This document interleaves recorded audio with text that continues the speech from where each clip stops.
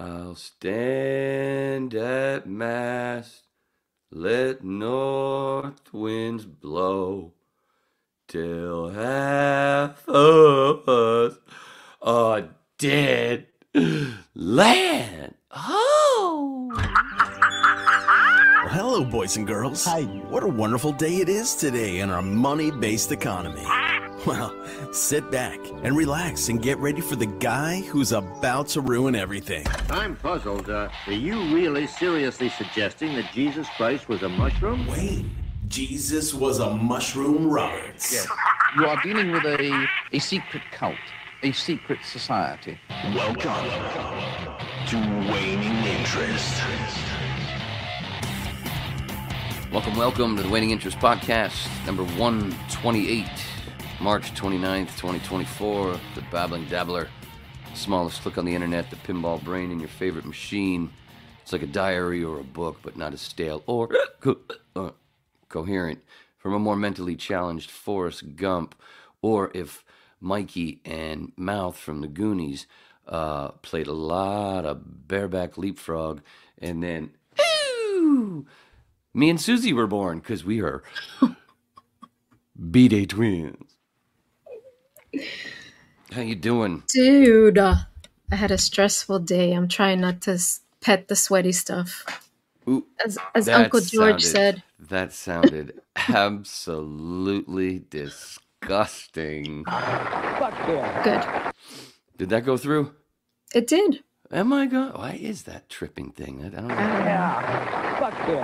That's what I'm saying. Thank you, Brian. I'm here for the open bar. Oh yeah. Ooh, we have. They are. That's already a show with the drinker and Mahler. But Susie, if I could say that, Susie pulled another one for me. Crazy. Mike Devaney. Fucking crazy. I love it when they mic those guys up. That's one of the best parts about bowling. You know, people think it's boring to talk about bowling. What? Fucking crazy. See what I'm saying?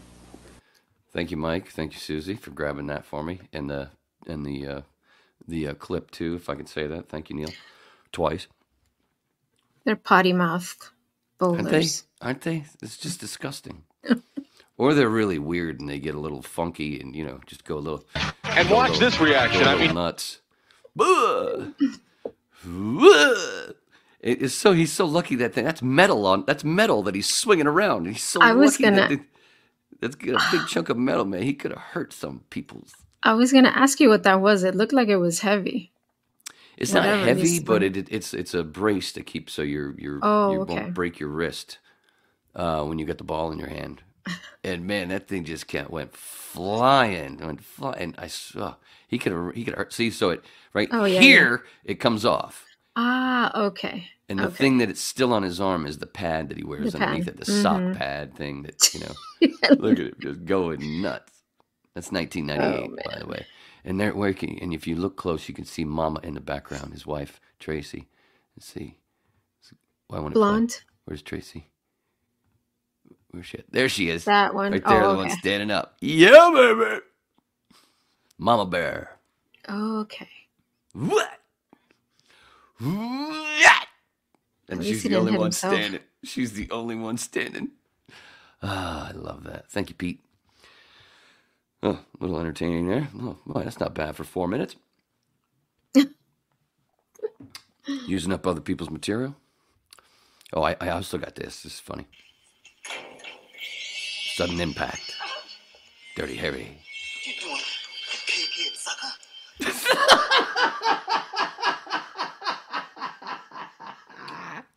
Pig head sucker. I bet they can't do those lines on movies anymore. Nowadays. Not too much. Oh, I got this too from Terminator. Smash those metal motherfuckers into junk. That's what I'm talking about. What'd you say, Kyle Reese? Smash those metal motherfuckers into junk. Right on. That's what I think. I always want to play that whenever somebody puts up the when they show those robot police dog things, you know, and they did a Black Mirror episode on that. Yeah. That's immediately what I think of. Smash those metal motherfuckers into junk. I love that. So moosh. So moosh. Did you hear Louis Gossett Jr. passed away today? I did. I saw that on the Yahoo News. 87. Yeah, that's pretty good. That's a pretty good amount of time. I don't even think I wouldn't go that far. Imagine being all rickety and trickety and dickety and yuck. Oh, I got something else you want to see? Look, if you don't get out of my way in the next 5 seconds, I will separate you from your genitalia. Did she? Michelle Williams is so mean to me. She's mean to me, mommy. Not only is she mean, but geez, look what Jensen does. You gotta be all tough guy, man. Cool. What you doing, sucker? What you doing? What you doing? This is 2003, man. I know what's going on. Oh yeah, you think you know what's going on? You best get out the way, motherfucker. Ouch. He was super cool about that. He didn't. I you know, that's pretty good acting. He didn't push me nowhere near as hard as it looked. Mm-hmm. Not even close. I kind of did that step back and made it look good. You know what I'm saying? I was going through some stuff to finally pull. I was pulling my thing, and oh shit, I wasn't ready. I was pulling my thing. And I came across some other stuff. So and that was all part of it. And I'm like, I didn't know that little piece was here in these chunk of videos here. Wow, cool. So I pulled it so I could show it because I like to show and tell. Uh-huh. Yeah, man. That that actor that was in that scene with you. Oh boy, here we go. Go ahead. He looks like a young Ashton Kutcher. It's fucking crazy. It is. It is, but he does. This is who I thought of when I saw him. That's Jensen Ackles. That's Supernatural. Okay. The show Supernatural. Is he Superman in Supernatural? No. No. He's one of the Winchester brothers. Okay. They're like ghost hunters and demon hunters and shit. I don't know. I didn't care for that show. It ran for like 15 seasons or whatever. That was obviously before that. Before he did Dawson's Creek and had that recurring guest star on there the last season. Mm-hmm. He was just coming into regular TV because he'd been on Days of Our Lives for a few years, won a couple of awards. He played the Brady son. He played, I believe. Can't remember the character's name. Don't care. But anyway, he was super cool. Jensen, he was really cool 20 years ago. I hope it hasn't changed. Yeah. Shit, that was more than 20 years ago. It was 2003. Wow. So 21. So it was dos uno. Yeah. How do you say 20? How do you say 21 in Spanish? 21. 21. So 20 and 1. 21. Yeah. I prefer dos uno. Sounds cooler. No, it doesn't. It's just more fun because it's wrong. It's just wrong. You know, oh shit, I took that thing out so it's in the wrong spot, so it's just crazy. Wrong. Just fucking crazy. He's not one of the guys. Oh, sorry, go ahead. No, go ahead. Is he one of the guys that I thought had a tube? No, that's not him. Their hair kind of. Oh no, not looks Mike. the same. No. Okay. Ricky Ward was one of the ones that I didn't pull Ricky. I didn't pull Ricky's thing. No.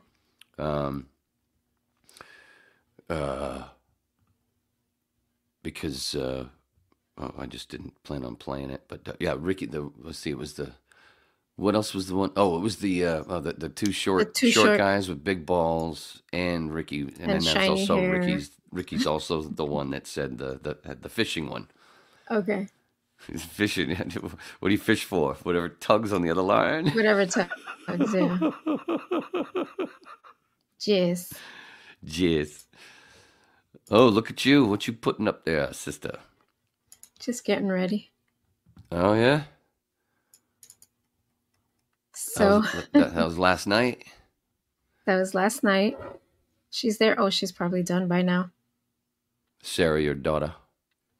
Yeah. Oops. Hold on. Look at this shit. Hold on. I have that video to play. So yeah. So the spelling bee it's called, hold on. I have the other. So it's got the full name. The 25th Annual Putnam County Spelling Bee. Punch in. More? Oh, yeah. It's really tiny. Oh, yeah. What about that? Yes, that's tiny too. Yeah, yeah, that could have been better.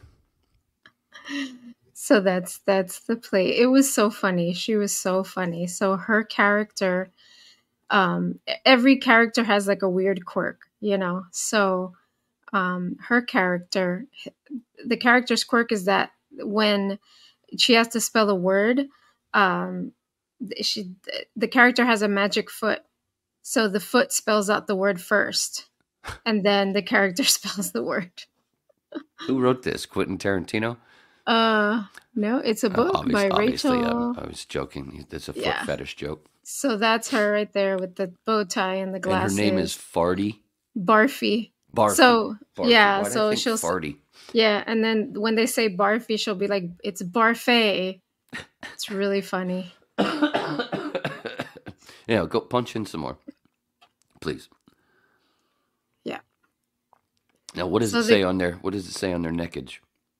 Oh, so it's kind of like, if they're at a spelling bee, so it's got a number and then their last name, what county they're from, and the city that they're from. So of course, since we're in Florida, they had all Florida counties and cities and stuff, just from all over. But yeah, so her what was I gonna say? The cast was all girls. It's like it was this boy and then the other. I was just gonna say that's a girl. Yeah, it's all So and there's a vice principal, and that was also a male character. And then this is supposed to be a male character, but they liked how she interpreted it so much that they gave her the role. So I have to braid her hair every day. I have to braid her hair like 2 braids. Yeah. But anyway, but yeah, she's really funny. I mean, like I told you, at the end of the show, everybody was standing outside the stage door and, the people were clapping as, but when she came out, everybody was like, woo! Nice. It was funny. And then I have a video. We'll play it without music though, because it's got the music from the show. Oh, was that on the other part that you got up here? Yeah. Hold on. Are you able to bring that one? Okay, there we go. So that's her right there with her foot. See her?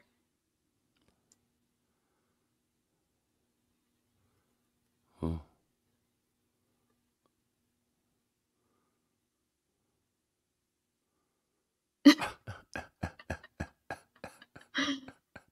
It's really silly. It's funny. It looks pretty silly. Yeah. Da da da da da da da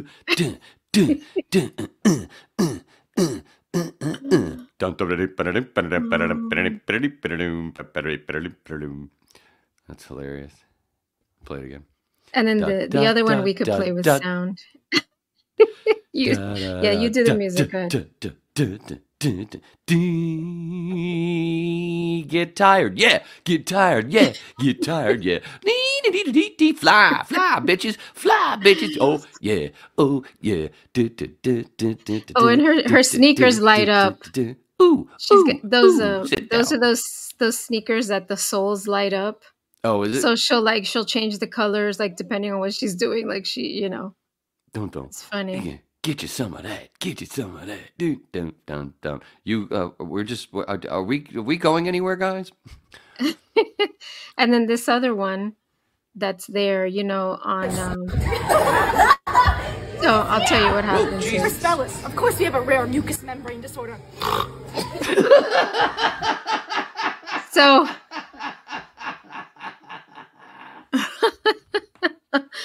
So see how her shoes are lit up? So one of the funny things is as they're coming up to spell, like the the lady who's saying their names, she'll say something really quirky and weird about them. So one of them, she came up with it, the rare mucous membrane disorder. So they kind of surprised her last night when one of them, when she was coming up, Barfay or whatever, Barfy has a rare mucous membrane disorder. So this is, how, I don't know if you've seen it like lately on social media where it's like, we're whatever. We're baristas, of course we whatever, and they'll say something. You know what have you seen that? No, I don't want you. No, no. But anyway, you said social media. Yeah. No, I was thinking for some reason on Instagram I've seen it on Instagram is where I mostly see it. But so what they're doing is we're spellers, of course we blah blah blah. So hers the first take, somebody sneezed. That's why the camera, I don't know if you'll hear it, but somebody sneezed just as she starts talking, and they had to restart it. So, and they laughed. That's probably why the phone went funky. Rare mucous membrane disorder. So yeah. Oh yeah, that's funny. So yeah, she's having a good time. That's awesome. And it was fun. It was a fun show. Excellent. Barfay.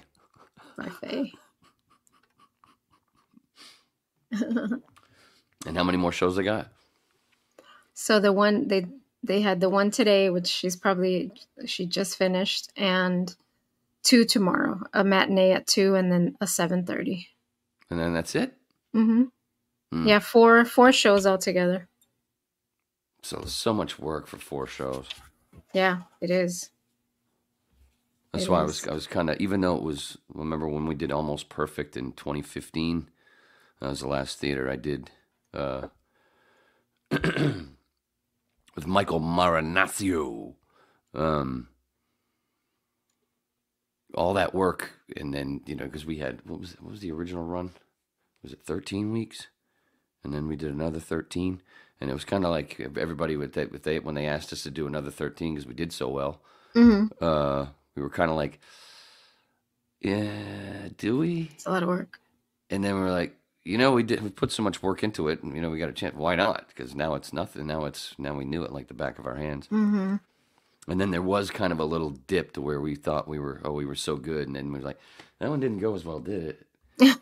And then we had to go back to having a little less confidence. Mm-hmm. And then we shot back up there, kind of like a comet. Mm-hmm. That's what I call my. No, it's not. That's not true. I call it Sally. I do. I swear. Crazy. This is one of the most beautiful things. So beautiful, random shit. Just watching, because I fucking crazy. Look, Susie, pull it, and the clip too. So, all these shows, they just let these things go through. Of course, there's no delay or anything, right? There's nothing. I mean, they don't bleep. They didn't do it. Obviously, back then, no, they weren't on delay. They just didn't learn after it happened so many times. Yeah. And what bothers me is so many, because a lot of times that's what I take a nap to.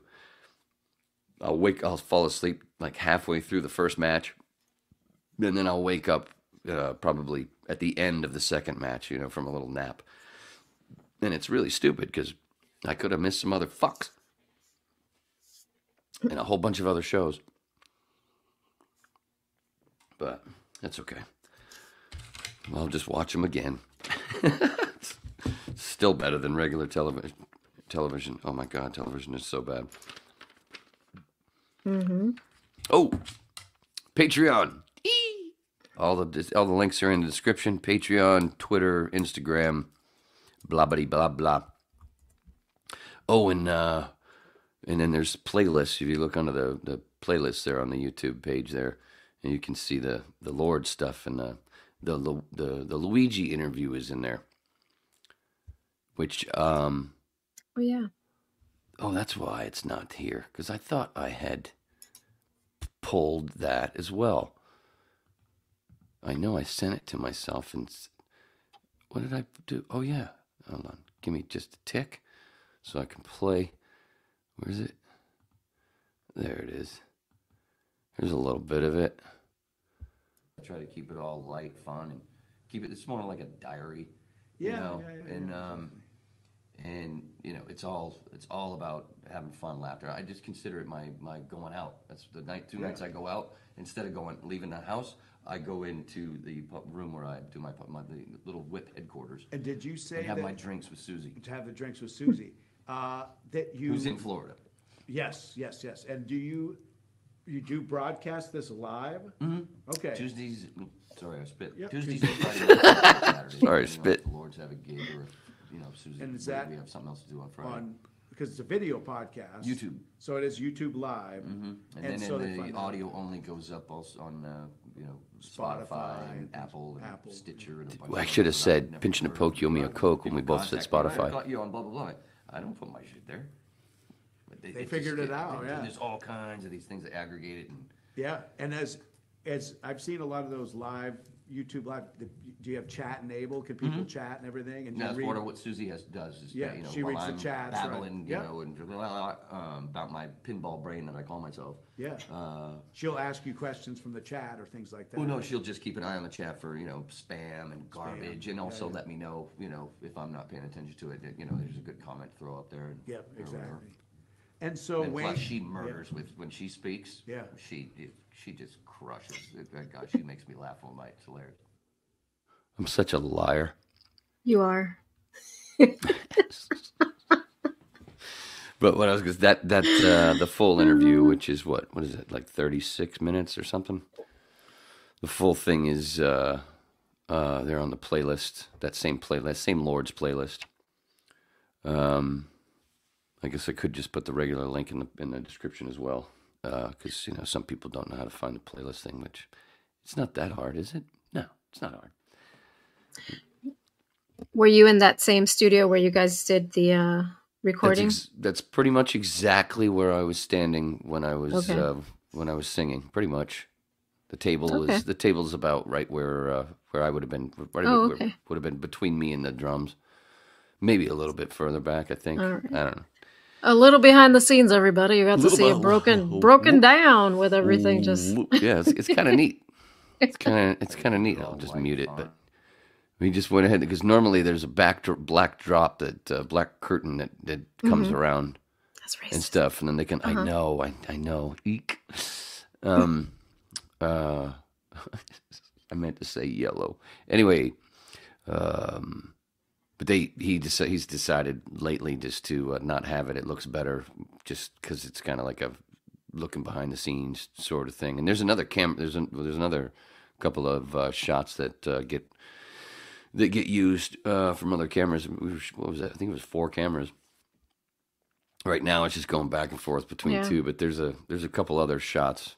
There's a shot used. There's a big wide shot with there's a both wide of you. And there's a 2 shot, and then there's an even wider 2 shot where you can't even really see me. There's the 2 shot, and then there's one from behind this camera where you actually see this camera. Mm-hmm. It looks kind of neat, but that was fun, and the subject matter. I fucking babbled about Mushy. I didn't I didn't expect it to go there. But, somehow it always does. It does, yeah. Yeah, but that was fun, and hope everybody enjoys it if you check it out. And I got an invite back. He was probably lying. He was just being nice. Nah. He wants to talk more about, He wants to hear more that about stuff. He wants to hear more about the mushy. Crazy. I swear. I was expecting to. Go ahead. Sorry. No, the hair. It looks like a helmet, or he's just. It's solid. He just has a funny haircut. It's a solid piece of hair. That's what he's got on. Fucking crazy. No, that's actually his real hair, Mike. I've met Mike. That's his real hair. Remember Max Headroom with the plastic hair? That's just what it looks like. Yeah, it does from that. This is 1990. It's very shiny. Or was this No, this might be. I think this is 2002. Really? I should have. Oh well, it's on the thing that I sent you, but not that it matters. But yeah, stop sending me your things. Fucking crazy. It is, yes. But yeah, the hair. It's probably the TV because the cameras were still a little bit. I mean, you can tell from the footage; it's pretty rudimentary still, but he's got it pretty moosed up. Yeah, but the lighting and the cameras and everything, it just it looks like a plastic piece of hair. It doesn't look like it's natural. Especially on that spot, it does look kind of. It does have a funky to it. Yeah, I mean that's what I'm checking out. The hair, Bowler's hair. Bowler's start taking notes. There's some that are just wow. So yeah, I said what? All the links in the description, Patreon. Oh, and also I want to put out. I forgot to fucking mention on 127 about the Susanna song. Putting it out there. I like to put it out there, because it's what I do. Mm-hmm. But the Toto Rosanna song, but with lyrics, but more for to. I've got a couple of things done, but I'm saving them. Just for fun, but because I want other people's. Well, of course, it's for fun. That's what the fucking thing is all about, right? Yeah. That's right. Anyway, but we here to have fun. Yeah, and sort of like a parody song, but yeah, to Rosanna, but Susanna needs to be done. All right. And it's funny because Dennis's wife watches the podcast. Hi, Bev. She's probably going to tell him. Write something. Do this. But no, he doesn't do lyrics or whatever. He's just a guitar man. The guitar man. So what else do I got? What else I got? Oh, but yeah. So Susanna's song, people have some fun, and take the Rosanna lyrics and rework them for Susie. Yes, no banana. Don't rhyme Susanna with banana. Yeah, I heard it every day of my life. Susanna banana. I ain't falling for no banana in the tailpipe. Been hanging out with this white dude too long. I ain't falling for no banana in the tailpipe. Love it. Oh, that's something else I could have pulled. That Eddie. Well, I gotta. Next time. I do have a little piece from. I have a little piece. Seriously, from a little drop I pulled from Beverly Hills Cop. Mm-hmm. It's the part when they're in the warehouse and he grabs the boob of the mannequin. What's happening, baby? My dad does that. My dad. That became a Larry staple. What's happening, baby? That's so funny because Juan said he and his dad watched Beverly Hills Cop I don't know how many times. I think he said it's probably one of the first, Juan. Jazz? One of the first VHS movies they ever got. Beverly Hills Cop. They watched, yeah. Like I told you, we just watched it not too long ago. We watched it again. Love that movie. Yeah, well, I think it was about 6 months ago. I think I rewatched it. Yeah. I gotta watch 48 Hours again. Haven't seen that one in a while. And you know who's in both? Oh, didn't we mention? We talked about this, right? Eddie Murphy. Well, of course, Colonel Obvious. No, Mr. Mike Ehrmantraut's in both. That's right, Ehrmantraut. We did talk about that. And I've seen interviews with Jonathan Banks, and I don't recall anybody ever saying, so what was this little thing with you and Eddie Murphy, man? What's going on now? How come you were in his first two movies? What was the deal there? It's kind of like it's almost like the Godfather thing that I'm not going to give away. No, you got to go back to whichever whip that was. First one for the Godfather trivia. But yeah, Banks is in Beverly Hills Cop. He's Cuz. Actually, he's Cuz. That's all we know him by is Cuz. That's what Eddie calls him. I'm sorry, Axel calls him. Well, Cuz. They call each other Cuz. Where did that? I don't even remember where that starts though. What did that? What was that? Was there? I wish I could remember. Was there a reason for the Cuz thing? Probably. Or was it just some kind of racial thing that Banks's characters don't? I don't know. But anyway, and then in 48 Hours, in the beginning, he's the one that he's the cop that gets shot by. Well, he gets shot twice by Billy and Gans, and he's crying, telling Nick Nolte to not give him his gun. Don't do it, Jack. And then he does, and then that gun gets used to finish him. Finish him. Another Eddie Murphy classic I love, and I've seen it 100 times, is Trading Places.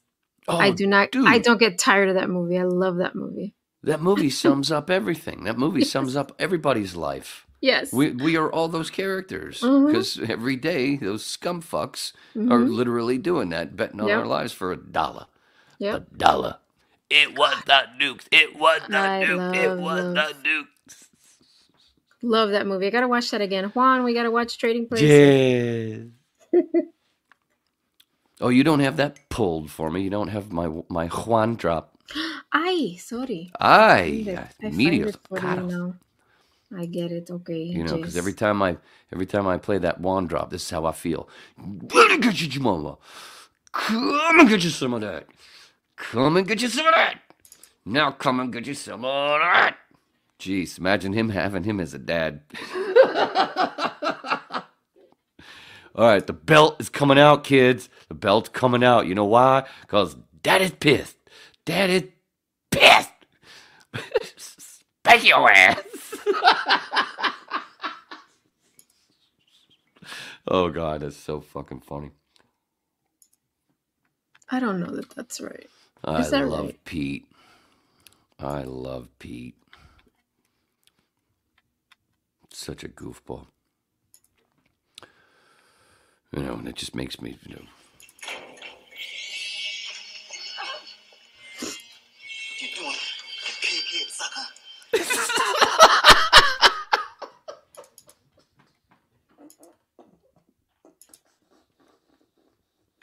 He is easily entertained.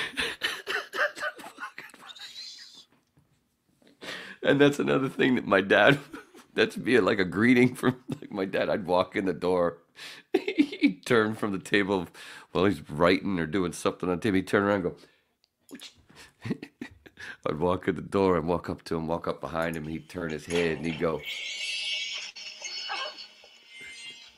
you doing, pig-head sucker?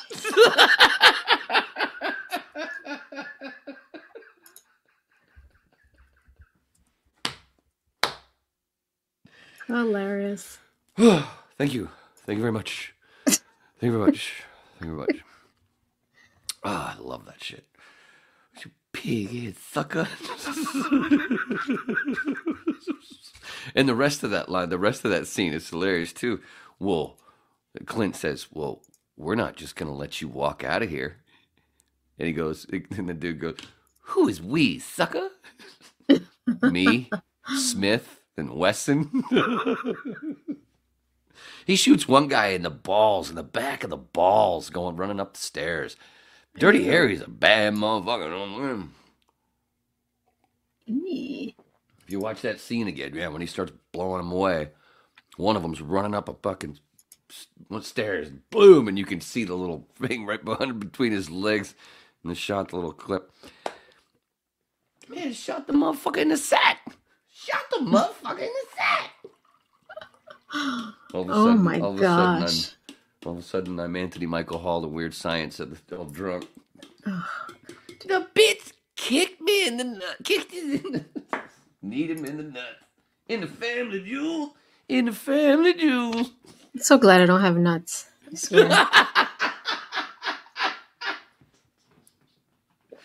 For real. For reals. Oh, shit. All right, Wayne, cut this crap. Cut the scrap. Not just the crap. But also what tea? What number is this for the tea? Trace. Tres. Already? We just started. Well, I had... wait a minute. Maybe that's Quattro. No, that's... oh, yeah, because Trace is there. Yeah, that's Quattro, actually. I just opened. Wow. I had to have a couple beforehand. Okay. After my little nap. after my little nap. Meditation. It's meditation time on the whip. Try to concentrate.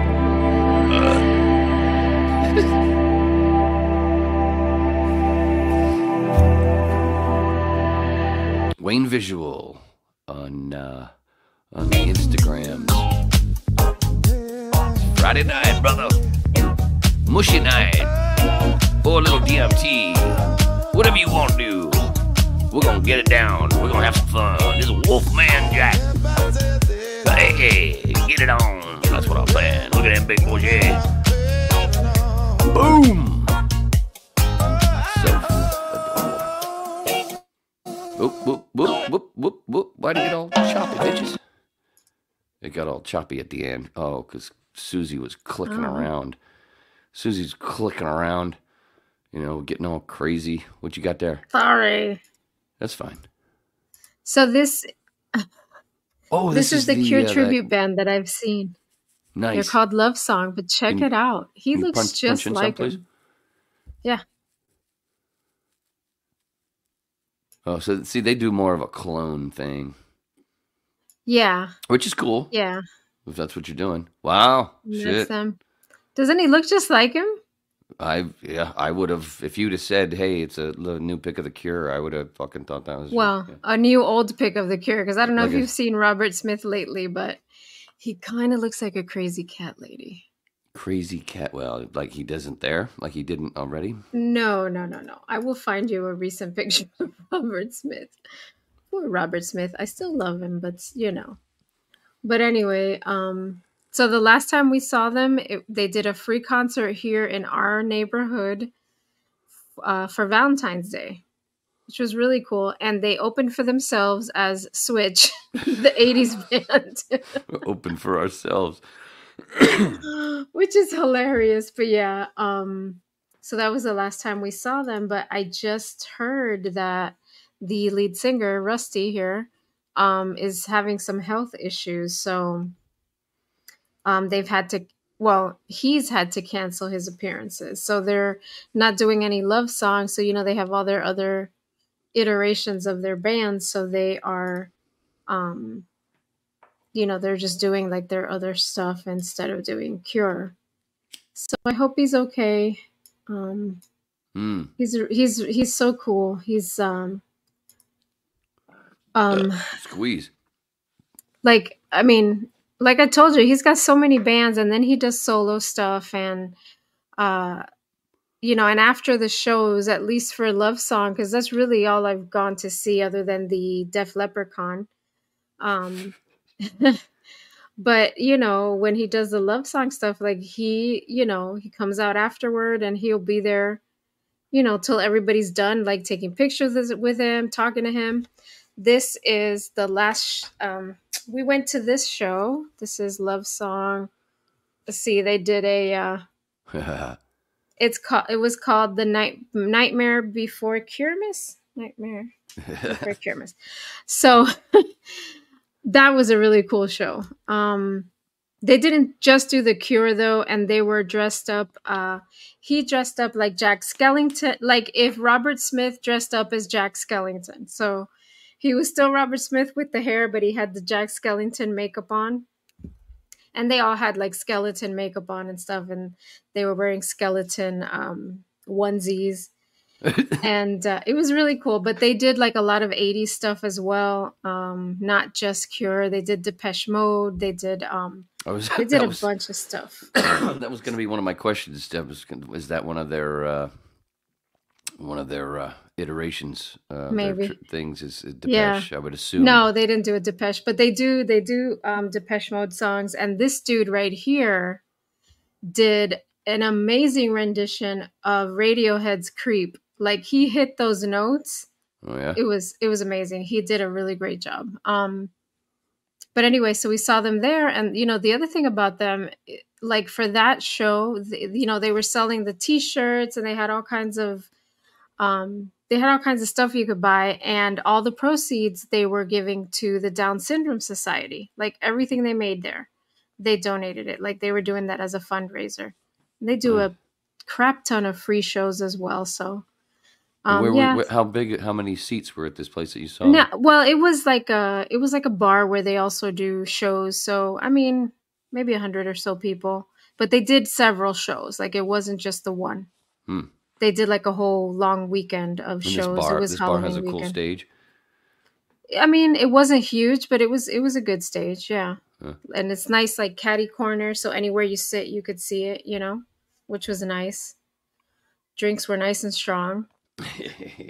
And they have a barbecue spot next door, and it's adjoined with like these doors, so like saloon doors, so you could walk through the saloon doors if you wanted to go eat, but you could also order from the bar.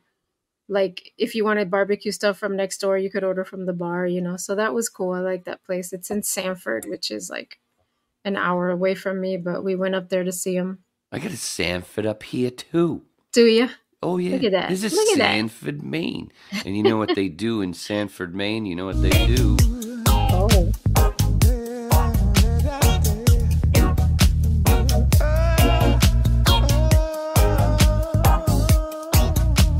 Wayne Visual.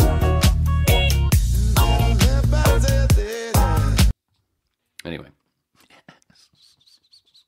Every time I do that, I feel...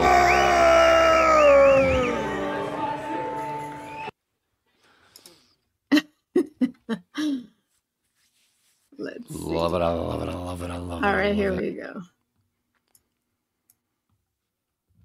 Is this on the pick thing? You got something new on the I'm pick trying thing? to find a picture of Robert Smith and bring it up here, but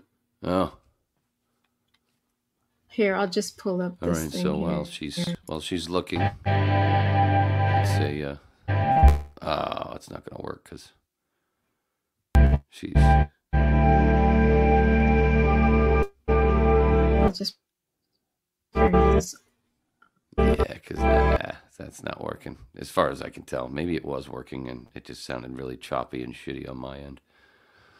But yeah, that won't work while Mama's doing her thing. So. Oh my God. That's Robert now.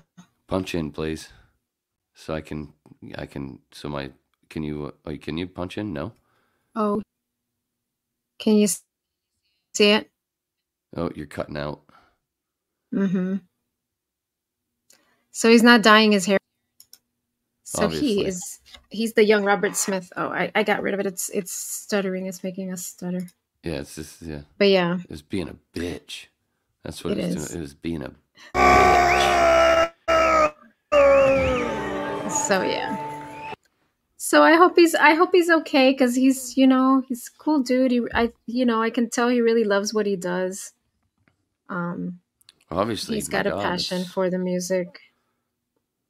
Yeah. So what does he play? What does he do when when the other guy sings "Creep"? Is he in there? And he plays guitar. Mm-hmm. He plays guitar. Usually, nice. They've got two guitarists and a bassist, keyboard, drums. Yeah. Yeah. Hopefully someday maybe he can be on the whip. Yeah, that'd be nice.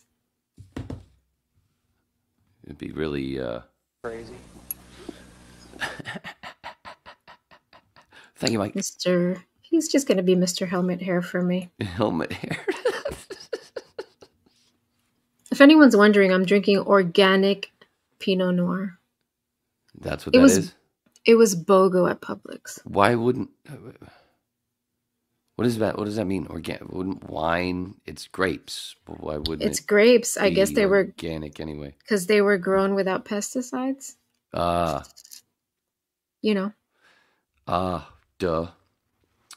Oh, one of my favorite Mitch Hedberg jokes.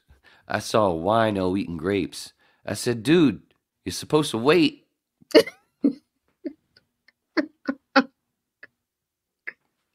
Oh, Mitch. Crazy. I always think of him when anybody asks me if I want a receipt. Always. We do not need to bring ink and paper into this.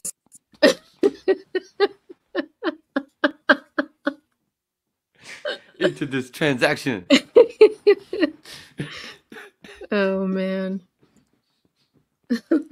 I walked by the dry cleaners at 2 a.m, and it said, "Sorry, we're closed." You don't need to be sorry. It's 2 a.m. Oh, there's probably more to that one. Oh man, there's a bunch. Fucking Mitch Hedberg. Sorry. Shit. Escalator, temporary stairs. Sorry for the convenience.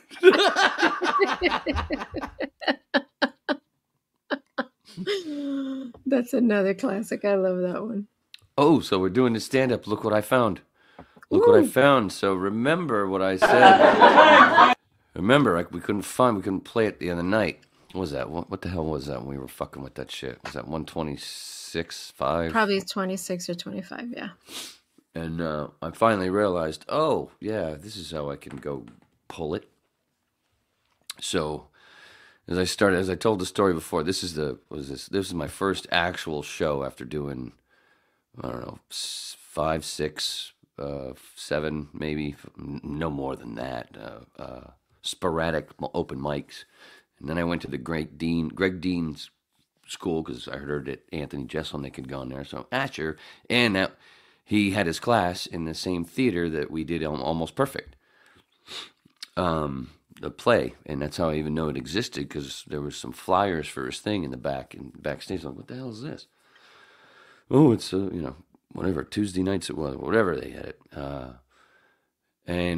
So after I don't know how long ago. I think it was a few months after Almost Perfect had ended, and I went, "Fuck it, I'm gonna do this just because I wanted the discipline." Even though most comics will say that you don't go to any schools, but you do. You learn some good stuff.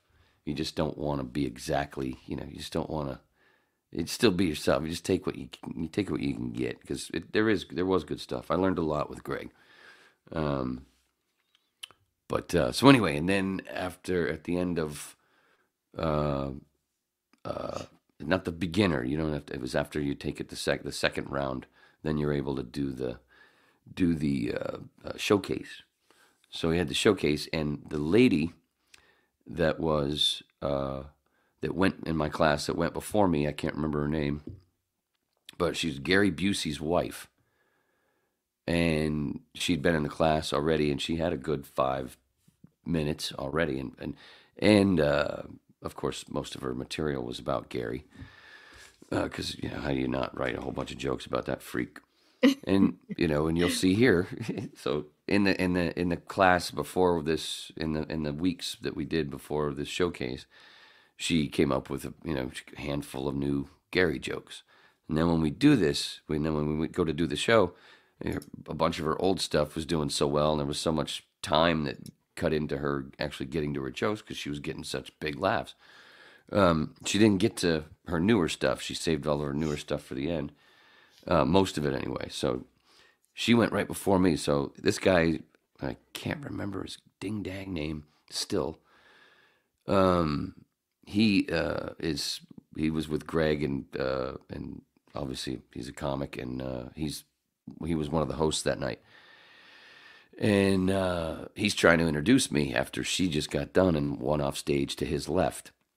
So I'm standing to his left, waiting to go on, he's about to introduce me, but everything gets a little sidetracked. And this, I'm gonna take this time to go make water and have a cigarette. So this is what happens as he's trying to introduce me.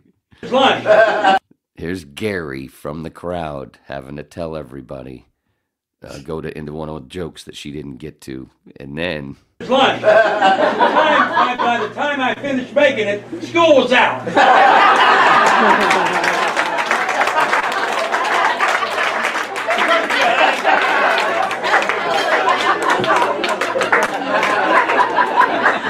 He doesn't know what to do. I should bring it up here. And then.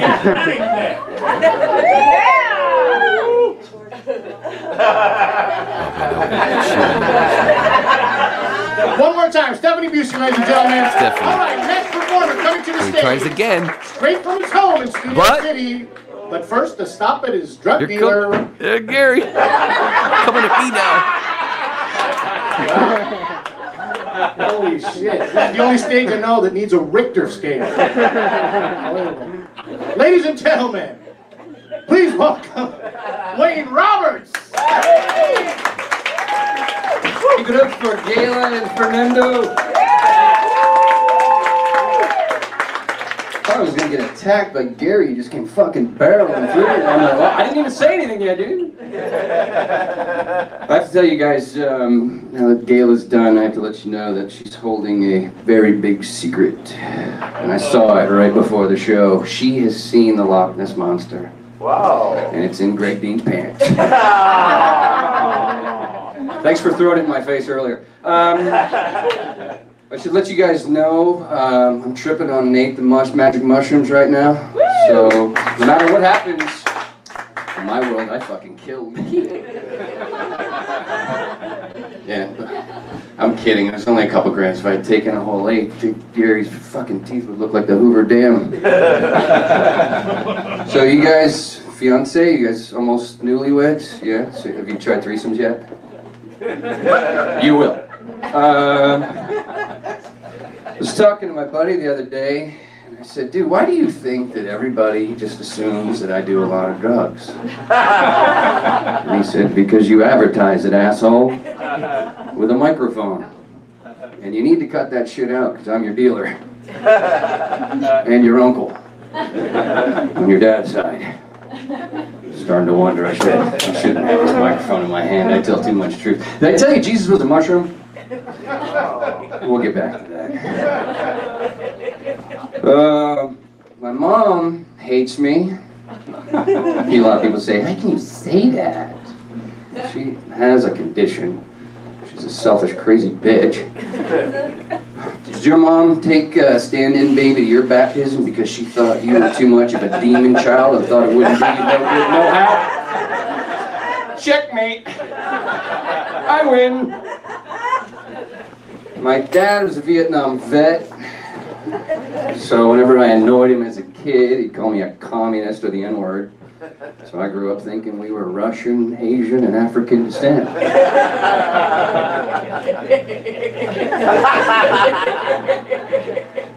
Have you had enough?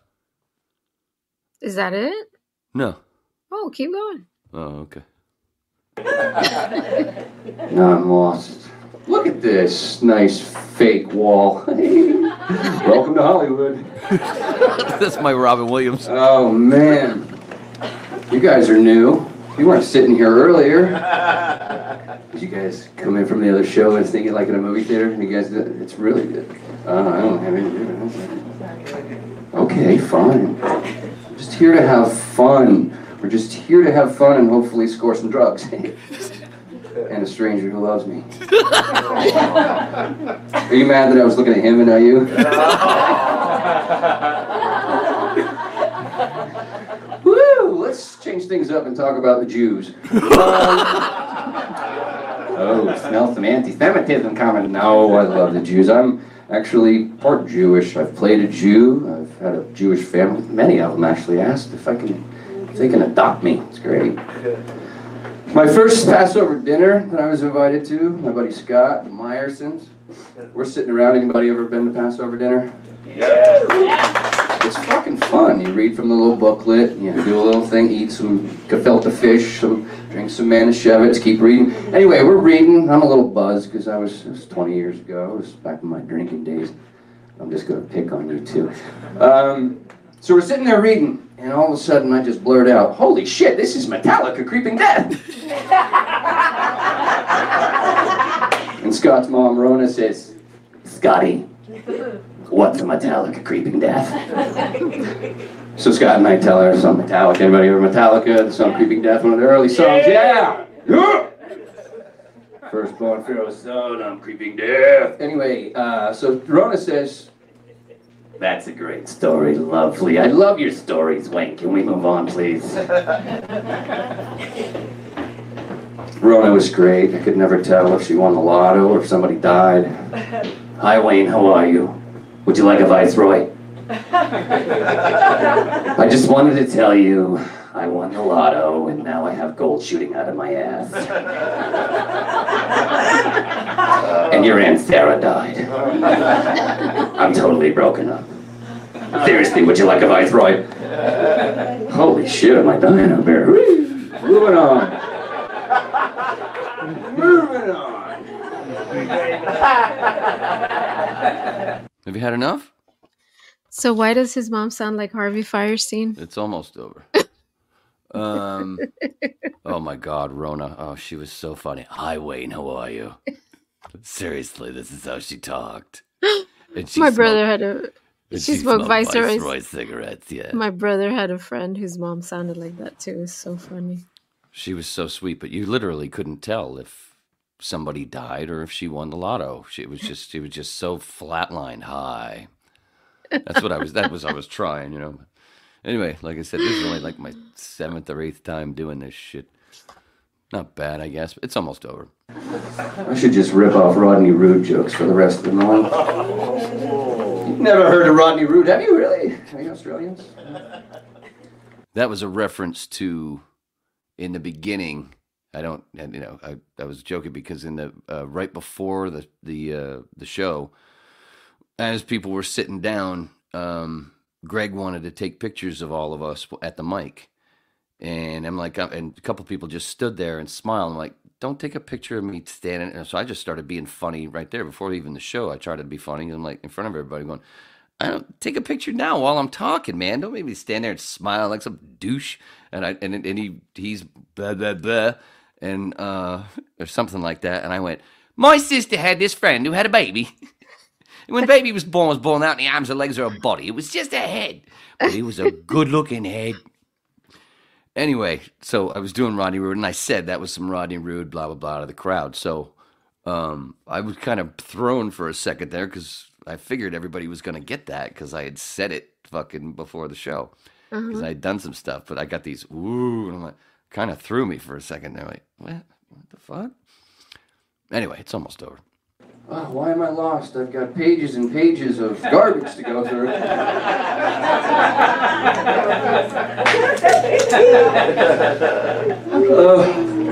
am I?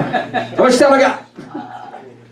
Clock's not ticking. Oh, did I tell you that the shaman's piss is actually, that's what holy water is? Because if there wasn't enough for this local psychedelic for the village, that you would just drink the shaman's piss and see God. Yeah, that's what originally. Yeah, we'll move on from that too. You ever find yourself sitting all comfortable at the window, staring out at the beauty of nature, and thinking, how the fuck did I end up in a psych ward? Again, and why am I comfortable? It's a big pharma cocktail. Those people that did not laugh, I know you're reminiscing with me. All right, I'm gonna leave you guys. I hope you're having a ball, and you're gonna have even more of a ball, because the next people coming up are fucking hilarious. So remember, we are all Neo, a.k.a. one. I gotta go make some holy water.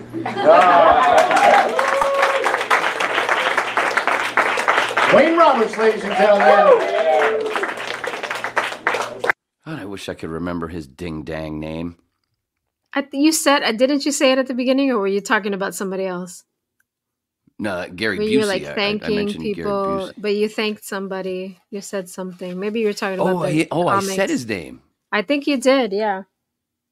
You don't remember? Frank Joe John.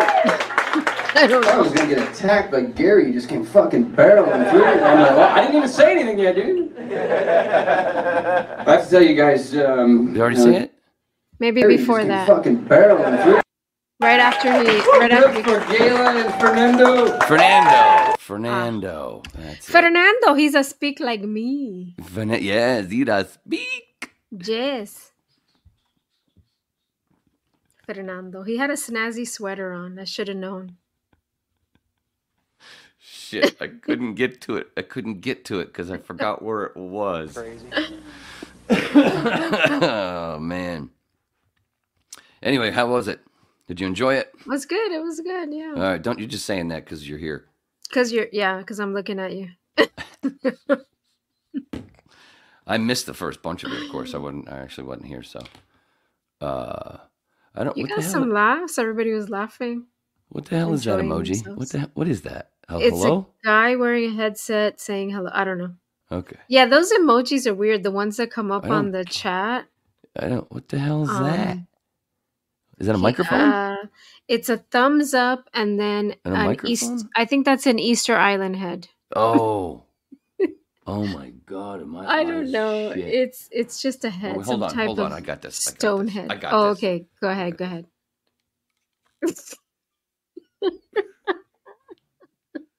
Okay, I see it now. Am I right or what? Is it an Easter Island head? Yeah, I think it's still too blurry. I'm too close. Jeffrey, can you please? It didn't actually work, but yeah, I think that's what it is. Hoffman. That's what it is. Bark Hoffman sends me that one a lot for some reason. Does he? That's why I was like, wait a minute, why do people send? What is it? The mushroom thing? I don't know. I don't know. I get that a lot. You know. Do you? I do. Do ya? I do, Susie. That's a callback to Pronte. Do ya? Do ya? My gopher's peeking. He just, even when we were in different buildings, he just called me and I'd see him like, "What's up, Bill?" My gopher's speaking. Click.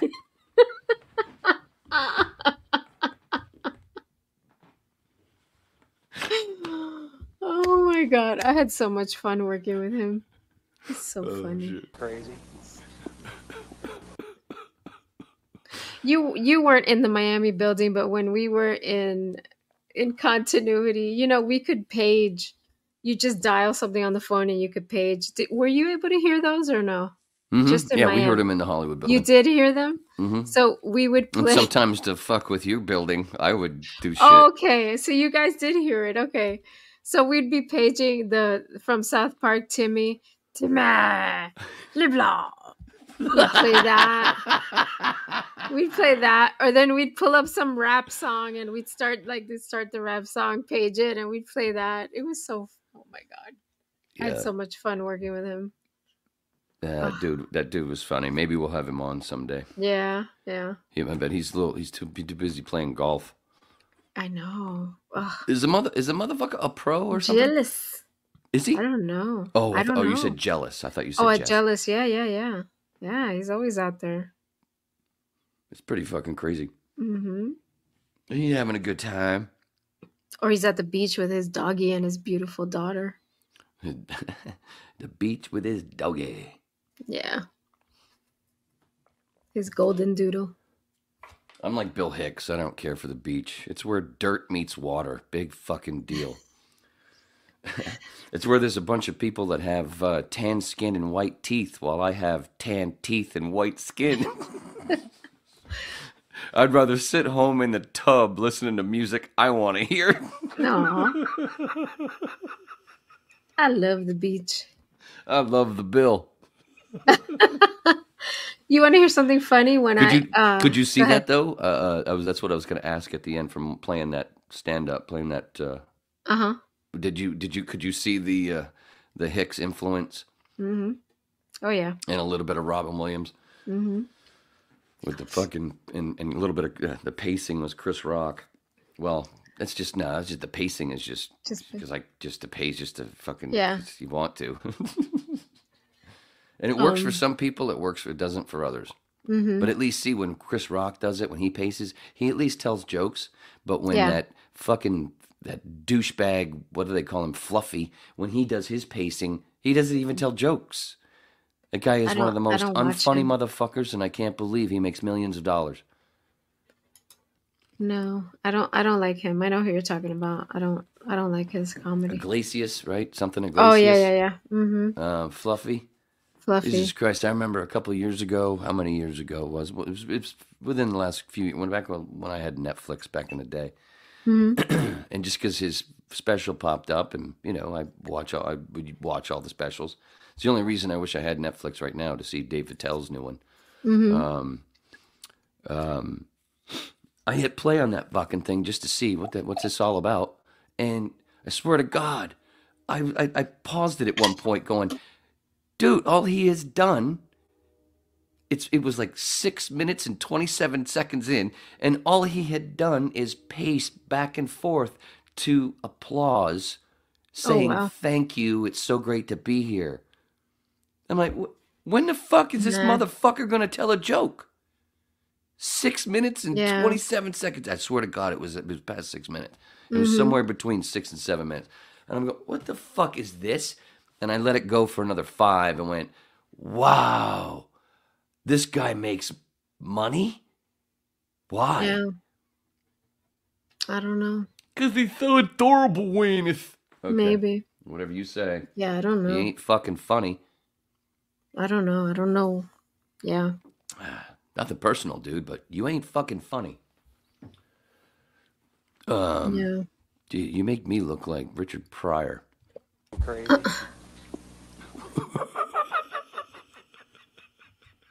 I thought I timed that one just right. Obviously, I was referring to myself. Yeah, because obviously I look way more like Garrett Morris. What? Exactly. Go ahead, sweeties. Go ahead.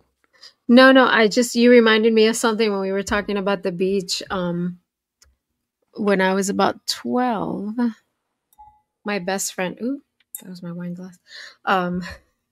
My best friend, she lived in a condo on what would be considered South Beach, Collins and 23rd. And the building next to hers was an old hotel that had been abandoned. So the Hare Krishnas were squatting in there. They were basically living in there. Like, the pool was all green. Like, she was in the penthouse, so we could see the pool. Like, we'd sit out on the balcony, we could see the pool. The pool was all green. And so we'd go to the beach. Like, I was there like every weekend. We'd go to the beach, and the Hare Krishnas would come out of their hotel, and they'd run, like they'd start doing they'd do their Hare Krishna. They'd have their instruments or whatever, and they'd run up the beach and then come back, and just doing that, and then go back into their hotel or whatever. Were they when you say running up the beach, you mean like kind of like a jog while doing the Hare Krishna? Yeah, like they were jogging and doing their Hare Krishna and going up. They would go up like kind of far and then come back, and come back into their, I don't know if that was like maybe their prayer or something that they were doing. What are you gonna do? Oh, I just remembered that. But they didn't bother anybody. If they would come to her building sometimes. I don't know if maybe they knew people there or something. And if we ran into them in the elevator, they'd just give you a flower. Like, they wouldn't say anything. They'd just give you a little plastic flower. Whenever because that whole thing with the Hare Krishnas, from now, ever since I learned what the hell they were when I was a kid. Now all I think of is, it makes me think of Airplane. Mm-hmm. The beginning of the movie Airplane, and who one of those Hare Krishna guys was David. Shit, I can't say his last name, but he went on to beat. Remember the Isuzu guy? Remember the Isuzu commercials that ran for like 4 or 5 years? That was him. Oh wow! And he was on a sitcom. I think wasn't it Blossom? He might have been on Blossom. But yeah, ever since that movie, when I hear Hare Krishna, I see his face. You think of him on the plane. Yeah. There was a temple. I'm sure it's still there in the Grove, in Coconut Grove, in Miami. There's a temple there, a Hare Krishna temple, and you can go. You don't have to be a Hare Krishna. It's open to the public. And you can go there. They have beautiful gardens. Like, you could just sit there if you want to sit there and meditate or whatever. And even like during they have their I don't know. It's not called a mass because I'm Catholic. I call it a mass, but whatever, like their religious ceremony. So I went with a friend of mine one time, and they were actually in the middle of one of their ceremonies or whatever. We walked in, we just walked in because we were curious. We heard something, and so it's like this altar, a huge altar, and it must be just sitting. It must be at least 6 foot tall, like the Hare Krishna, like a I don't know, a plastic mannequin or something. Hare Krishna. Plastic? Why wouldn't it be concrete? Or I don't know. It looked like it was movable. Oh! Sitting because he was sitting. Of, you know, what's happening, baby? God, that would have been perfect if I'd have played that. What's happening, baby? But he's sitting on that altar stage or whatever. You know, just like this big. He was creepy looking, but. You know, that was the only weird thing that we saw. But then, you know, we walked around, and then they have like a restaurant where you could buy food, or you could go like there's a little shop. We bought like incense. Hare Krishna food? What kind of food they're vegan. They're vegan. So it was all like, so we bought like I think we bought falafel or something like that. But yeah, food was good. You know, they make it all there, you know, fresh and whatever, but. Yeah, I'm pretty sure it's still there. I mean, I don't think they would have it's in Coconut Grove? Mm-hmm. In the Grove. The heart of the Grove. Of course. Yeah. Huh. I gotta look more into them. I need to know a little bit more what all that shit is about. I think they're similar to Buddhists. I don't know where they veer off. What I'm gonna say is crazy. That's probably where I'm gonna end up. All right. Yeah, I think they just veer off. I saw him play it again. Did it play okay? I didn't hear him this time. You didn't hear that? No. Rewind it? Maybe go back. Oh, man. So it seems good on my end. So there's been a whole bunch of times where I thought that's played and Yeah. I heard it there. It was just that one time. There you go. But all the other times you heard it? Mm-hmm. Huh. Just the last one or two that you did. Weird. But anyway, yeah. That's one. That's one reason. Fucking crazy. I heard That's right. I can have it, and I could just play. Oh my gosh! I can have. I didn't. Something. Oh yeah, but you'll notice the wonder in his eyes. Everybody, just look at him now. He's stand at mast. I found some land ho. Idaho. You know who the hoe is actually is Barbara Billingsley, Beaver Cleaver's mom. Excuse me, miss. I speak jive. What you talking about, mama? I didn't raid no dummy. I dug her rap. Come with some slack, Jack. Oh my gosh. Man, see, that would have been the perfect time, Wayne. You know what I'm saying? Fucking crazy. There you go. Son of a bitch. So you just have it on the thing. You have the three-way, but you just stick Mike underneath, and then you can go fucking crazy. Son of a slut. So then, like with, and then, well, I didn't ask you to pop up. Did you hear that? Mm-mm. You didn't even hear it. See what I'm saying? So try it the other way. So then, I am there. So now try it from the back. You got it, baby. You got it, baby. So there it is. So now it's on the stage, but it's in the background, like you said. I'm giving it a little doggy style. Mm-hmm. There you go. But you still have to bring it up. You can't. It's not like I can bounce now while we're here, just me and you. Mm-hmm. Just me and you. Wait. Yeah, see, if I was going to hit Mike again, I'd have to... Mm-hmm. Crazy. Did you hear it? You didn't even hear it. See, not that time, no. See, with that way, see, then, because I added it, and then I played it, I heard it, but, mm-hmm. Now you will, of course. Fucking crazy. Yep. See, that's nuts, dude. Man, it's a learning experience. Oh, and that's one thing from the... Oh, you're listening to 93.1 WLRN, The Learning Experience. Tomorrow's broadcasters today. That's man, literally what I said. You just took Juan. Jess? In a time warp. Back in a time warp. Man. I talked about a little bit about that on with the Luigi interview. Mm-hmm. About radio school, and then he at that place he showed me the podcast. They actually have a podcast studio. And we sat in there, and the mics are Rode mics just like this, but they're black. You know, I don't have a black one because I'm a racist.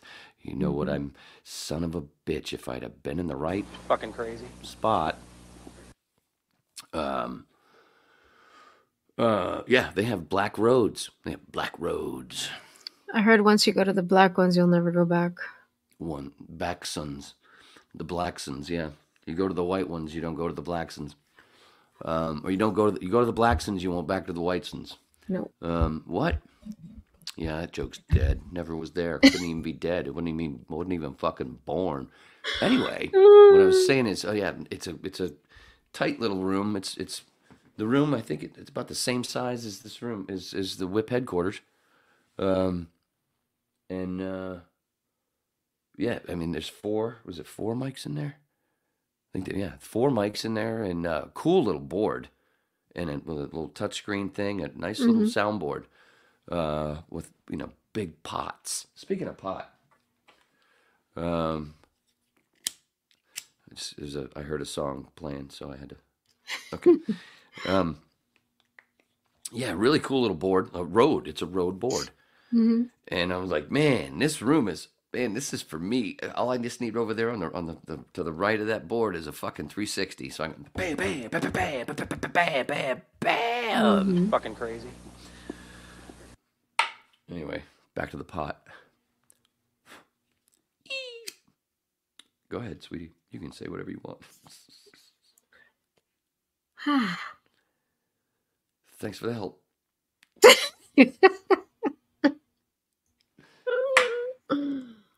Oh, man. The pot. Hit like and subscribe, everybody. He's on the pot. Fucking crazy. But yeah, see, if I had a 360, then I wouldn't have to worry about bringing them up, and and with that time that takes, that little delay bullshit, it would just be bam, bam, bam, like Gary has. I'm jealous. I'm jealous of Gary. Nerdrotic. I'm jealous. Oh man, the first time I had to use a 360 all by myself, I had to cover for Scott for a Heat game. Remember Scott? Scott used to do all the Heat games, and I used to watch him. He could do it with his eyes closed. Like he knew exactly. Is that a Mike Bohan joke? What? No. Fucking crazy. Mike was the best at doing that. For the people not in on it, Mike Bohan was blind. I think you might have understood that when she finally realized. Man! You were like David, David when we were, because Mike's wife was blind too. Is blind. Lidge is still alive. Mike, you want us to leave? You want to leave Lidge's gifts here that you got in my car so she don't see them? And Mike's like this. He's just looking up, like, oh my god. And David finally realized that was kind of that little delay. That's what I mean. That was kind of like you took a while for you to go. Yeah.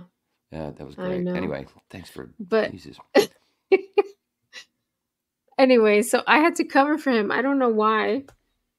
This was when I was producing for the AMs, and I was like, oh my God, I don't know what I'm going to do because I know nothing about basketball. So, and Scott would just know. He'd hit that 360 right when he knew there was like a play or something that he could play back, But I was like, I have no clue what's going on. So I'm like recording, and then I'm talking to, I think it was Dave who was there. It was either Dave or Platzman, Phil Latzman. Phil Latzman. We used to call him Platzman. So it was one of them there, and I was like, what do I do? Go back to this play when they're doing, I'm like, I don't know. I have no clue. whatever. I made it through, but oh my gosh, it was torture for me. It was torture because I had no clue what was going on.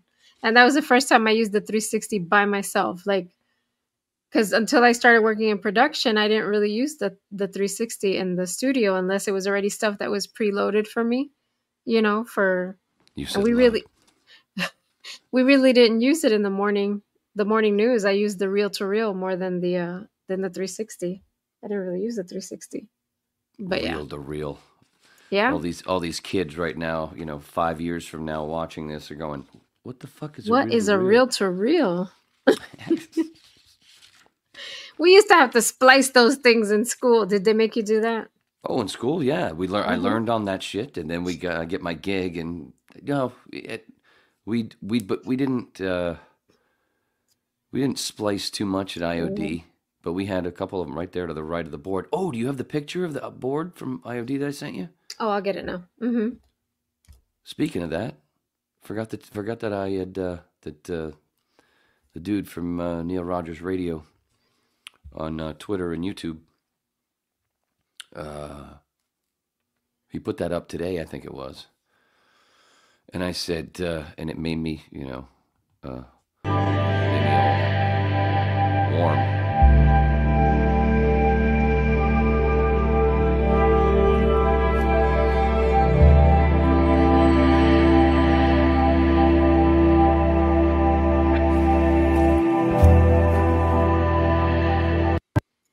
Wayne Visual, Instagram. But that's what it made me feel like, because it's, you mentioned the time warp. Yeah. About Juanches, what? I'm just, what do they call it? Filling. I'm trying to fill until you pull it up. Have to wait for it to, Yes. My goodness. But I can't. But while you're doing that, because it's the internet, I can't use any drops. So that's why I'm trying to think of. I can't use any. I can't play anything because it'll just get all wonky from the internet stuff. But that's okay. I like this. Yeah. I like it. It's almost like we are in the other age. We're using reel to reel instead of digital. What? When? Why? Because. So just for reference, for non-radio people. Yes, what are you asking me this for? Splicing involved using a razor and tape, and you had to cut like on a beat or on a sound and then join the tape together to make like a smooth transition, like a smooth cut. Ain't no computers there, baby. I was good at it, but I didn't have to use it for very long, and then everything was digital.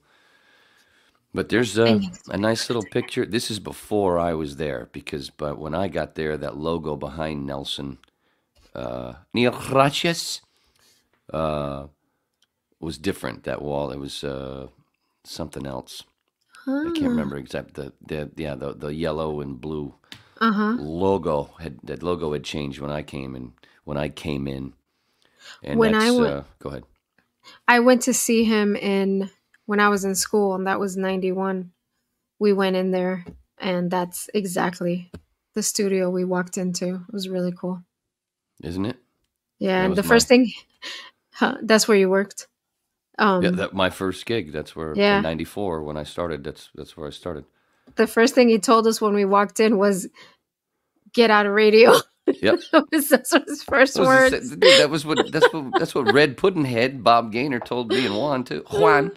Well, my phone call to Bob after I talked to Kimba. She told me to call Bob Gaynor at Miami Lakes Tech, so I called Bob and got right through. And I was so surprised because I was thinking I was calling some, it was going to be a lot more difficult. But boom, I was talking to Bob and Wayne. You don't want to get into radio? Oh no, yes I do. No, you don't. Yeah, I do. No, you don't. Yeah, I do. No, you don't. Yeah, I do. Okay, be here tomorrow at 11. That's it. That's almost exactly, almost verbatim. Wow. But yeah, and then I don't know what it was, 6-7 months later, I never even graduated the class or whatever. I just got the gig because a lot of a lot of the guys at IOD had come. Marvin had gone. Marvin, who was Rick and Suds producer before Adam, apparently, I think he had gone to Miami Lakes Tech, I believe. The Piercer, who was the late night producer, had gone before me. Had gone there. He had just gotten out of the class before I started. First time I met him, he came back to visit some folks that were still there, like Juan. Jeff, what? But yeah, then they get that. I think it was Marvin was leaving. I think it was Marvin was leaving. Somebody was leaving, and it bumped up everybody. The producer board ops and an opening, one of those little a split. A little. What am I trying to say? I'm trying to say Stargate. A little Stargate opened up, and the Wayness was allowed to walk through and sit in that chair on the overnights a couple nights a week, starting out, and then it just got more and more and more, and they just kept filling me, and I had anyway. My teacher was one of the jocks on the coast. That's why he took us there. Who was your teacher? Jim Richards. Oh, yeah? Yeah. I don't know if I think Jim might have been gone by the time I got there. But yeah, Maybe. Right next door, to the right of George, Jorge, to the right on the other side, to the right of George, to the left of Neil. On the other side of that wall, that's, well, not Neil, because, yeah, I guess it didn't go that deep, but, yeah, Coast to Coast was right next door. Yeah, the coast. And Hot 105 was... I meant Coast. Yeah, I'm sorry. Coast, I'm 97.3. Different thing that I worked for. Yeah. Coast to Coast. And I think Hot 105 was in that building at one time. They were the next one down. Yeah. After, so they were there when we went there. Mm-hmm. So we had a little three-way in the Coast. The Coast was the getting spit roasted. Mm-hmm. South Florida's Coast, 97.3 FM, the best mix of the 80s, 90s, and today, with less talk. That's Here's right. Stevie Wonder with, I have no idea. I can't think of a Stevie Wonder song, but I'm going to hit play. Isn't she lovely? Isn't she lovely? All right, dude. I think it's my turn to go make tea or water. What'd you say you were going to make? I got to go make water, Miss Daisy. There you go. It's a Driving Miss Daisy reference. Morgan Freeman. It's my turn. I'll be right back. It's a nicer way to say I go beep, beep. Yes, I'll be back. Okay, what you got now for your avatar? Hurry up, Coca. Oh, my fucking Christ.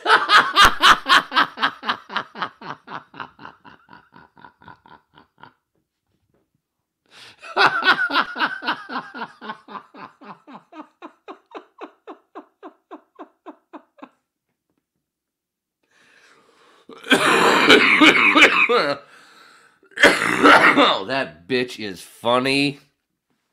Oh my god, damn girl. That is hilarious. She probably didn't even have to go pee. She just wanted to do that.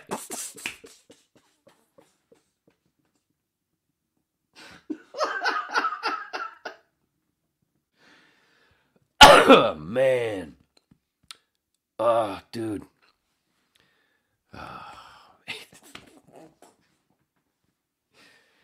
Anyway, for the audio only, sorry, Susie's avatar is a picture of me.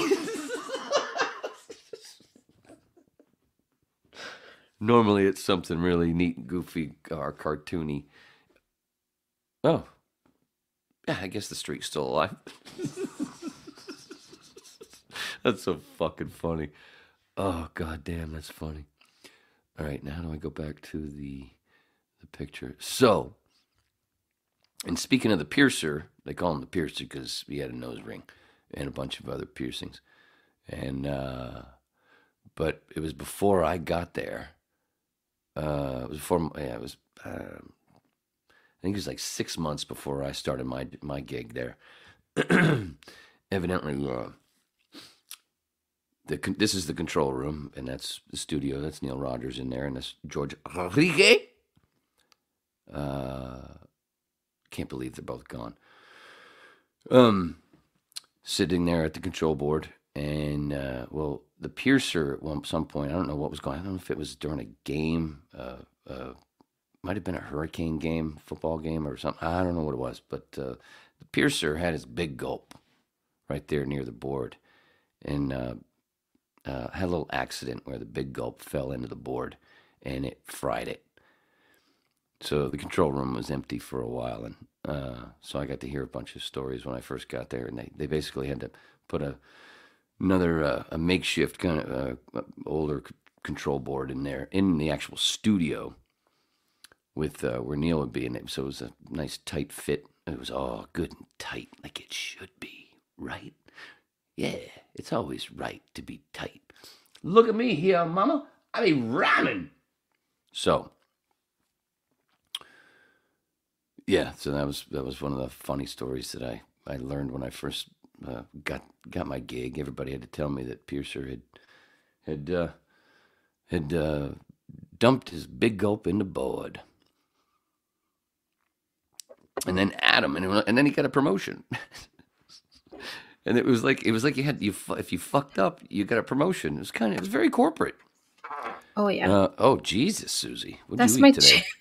Yeah, sure it was. Remember, I have a rocking chair. Yeah, sure. I believe you. Anyway, and then Kirshner, fucking Adam, he was part-timer when he lost the damn. The IOD, there was a balloon. There was some kind of balloon they had, and he lost the fucking thing, and then thought he was getting fired. No, got promoted. Nice. Yeah, it was the learning experience of corporate America. Fuck up. That it was. Get promoted. Yeah. Kind of like the United States government. Well. Guess who has to pee again? Ha ha. Oh, dude, by the way, fucking absolutely hilarious when you fucking did that. Oh, my Avatar. picture. I lost my shit. And that's why I got to pee again.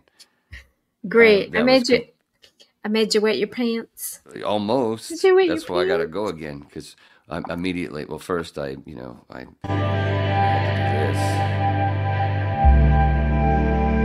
Wayne Visuals, Instagram. Not the Waynes.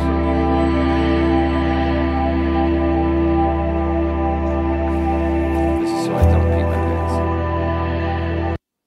But yeah. Man, I would lose it.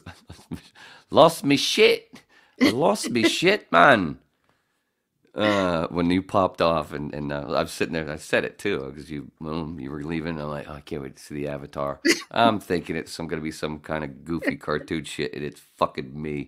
That was fucking hilarious. That was, by the way, that was Catalina's Jazz Club. Oh, that's where that picture is from. Okay. Anyway, I'll be right back. Okay, you do that. My goodness. Hilarious.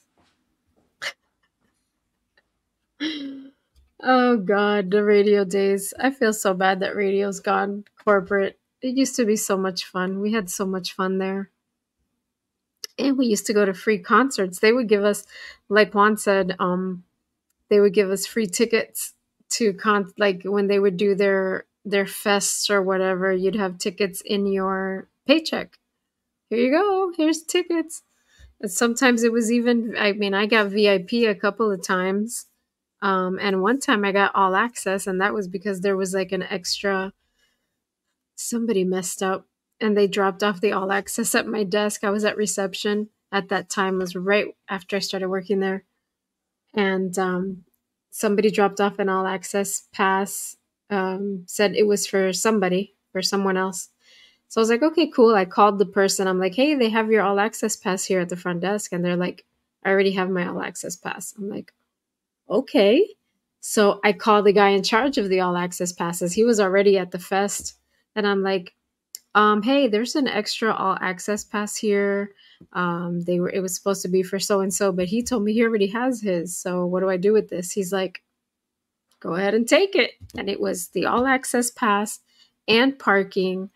And this was at a park, Bayfront Park in Miami.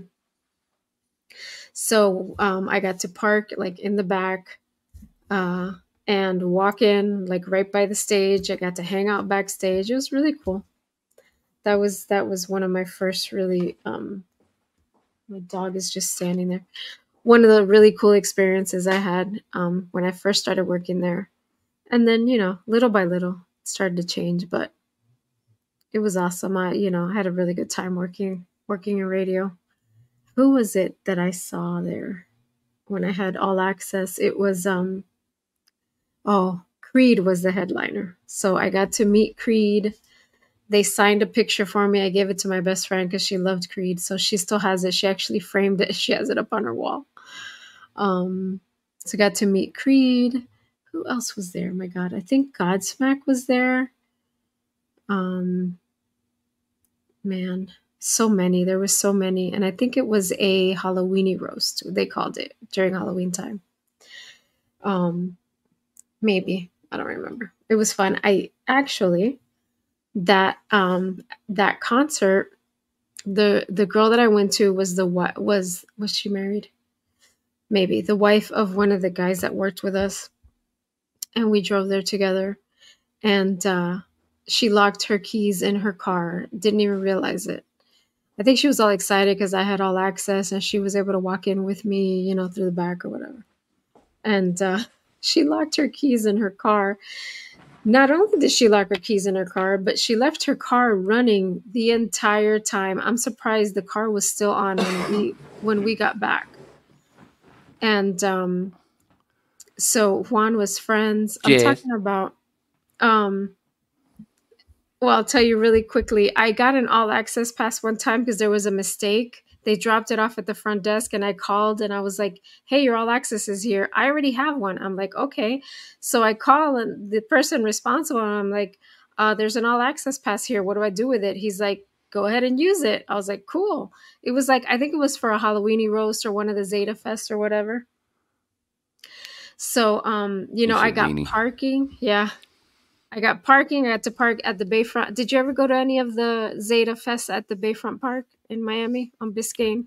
Not the Bayfront one, no. I went to Lollapalooza there, but okay. No. The Zeta Fest I went to were at the other place. Yeah, but so I got the parking like right by where the stage was. Did I pop my pee? No, I blipped. Okay. My screen blipped. Oh, okay, and. Anyway, I went with Howie's wife, Edie. Do you remember? Did you ever meet her? Howie.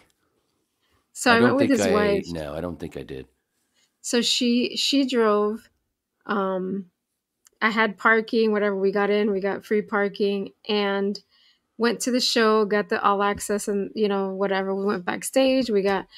And when we went back to her car, she realized when we got there that she had locked her keys in her car, but not only locked her keys in her car, left it running. That's what I caught when I first put my earbud in. When I stuck it in. So Howie and Juan were actually together. Like they came to the car for some reason. And Juan and I weren't, this was like when I first started working there. And Juan was so nice. He drove Howie back to the station to get the spare keys for Edie's car to be able to get the keys out of the car. God damn, dude. I know. But we had a good time. It was a fun concert. Oh, so now I got two stories though. Not to cut, but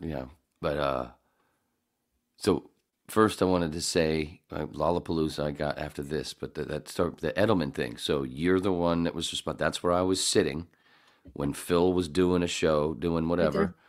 And I was filling in for Andy Clabb. And so to the right of George would be the inside phone, the bat line and some inside lines. And a lot of times when I was sitting in for Andy, that's where they would, a lot of times that was where there'd be I basically did what you did with Edelman. I'd say, oh, sorry, that line is this. And send him over to the phone to George's left. Jorge. And so that's where you sent Edelman to that phone right there. For the classic Phil Hendry call. And I was the one that picked her up. You sent her to me. And I didn't know if anything was going to come of it, but that poor lady. Classic. Fucking classic. It was. Turned into a classic. Look up Phil Hendry. You have to pay for it. You have to pay for it. Of course you do. And apparently Neil Rogers, radio dude, told me some stuff that's pretty gross, but not surprising at all. Ugh. Where he apparently found some stuff in the archives, the Neil archives, found some of his stuff, and gave it to him. You know, emailed him saying, "Hey, found this, blah blah blah." Oh, thanks. And then had their fucking YouTube shut down for 6 months. Apparently, because there was something where there was one of the Neils where it was one where Jorge was filling in for Neil, and he played a bit of pills. Mm-hmm. And it was a quick bit. It was just something, you know. He played an old thing that he had on. I think he played it from a best of or something, whatever. And they had to fucking had dude's page shut down. Had the Neil Rogers page shut down for a while. I had no idea about this. Oh wow, no, me neither. But it wasn't surprising at all. Anyway, Edelman call. That was funny. But the other story, because it just.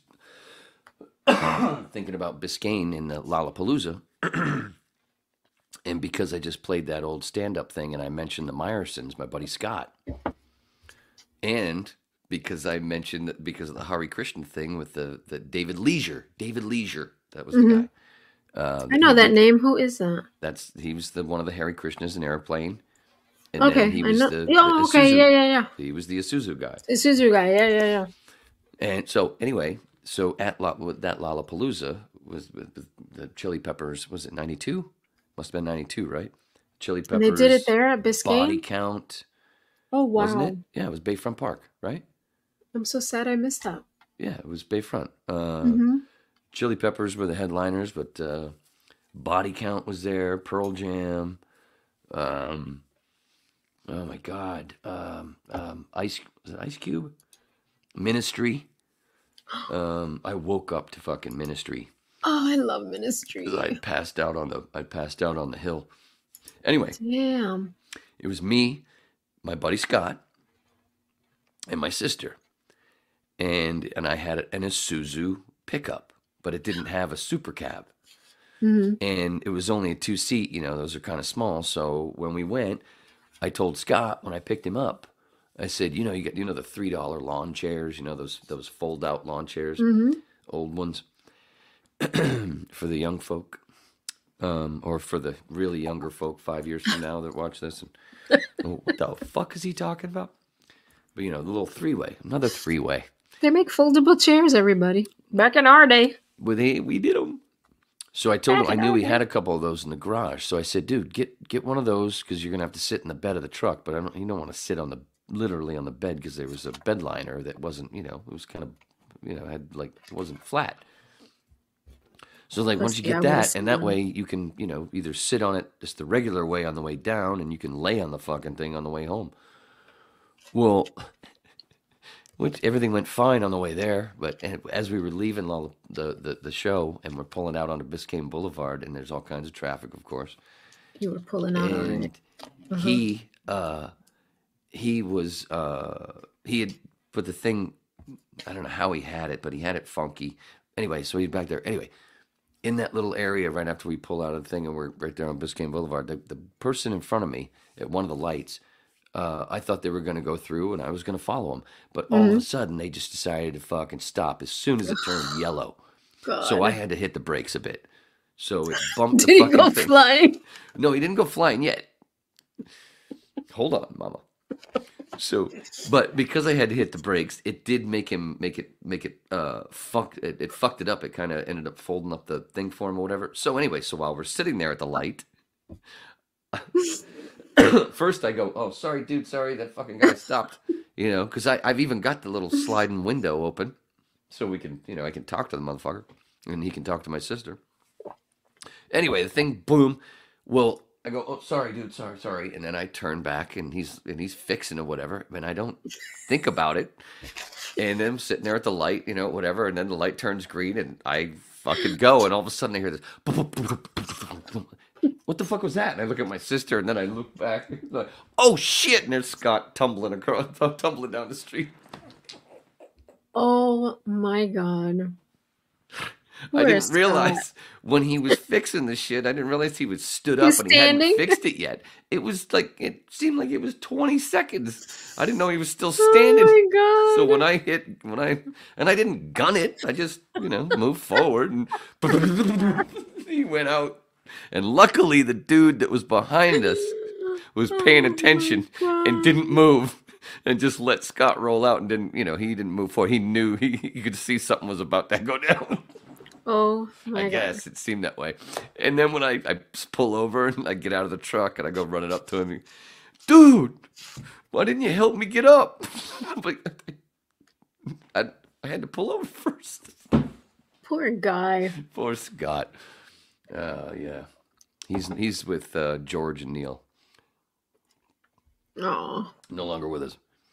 I didn't kill him. It wasn't me. It wasn't after that incident. No internal bleeding or anything going on there. But I gotta say, in my memory of seeing him down the street, it was a pretty good role. It looked very stuntman-esque. It was pretty good. I wish there would have been a camera on the guy. I think it would have looked pretty studly. Well, I'll tell you something. Growing up in that time, was he our generation? He was 6 years older than me, so still our generation. Pretty much. Yeah.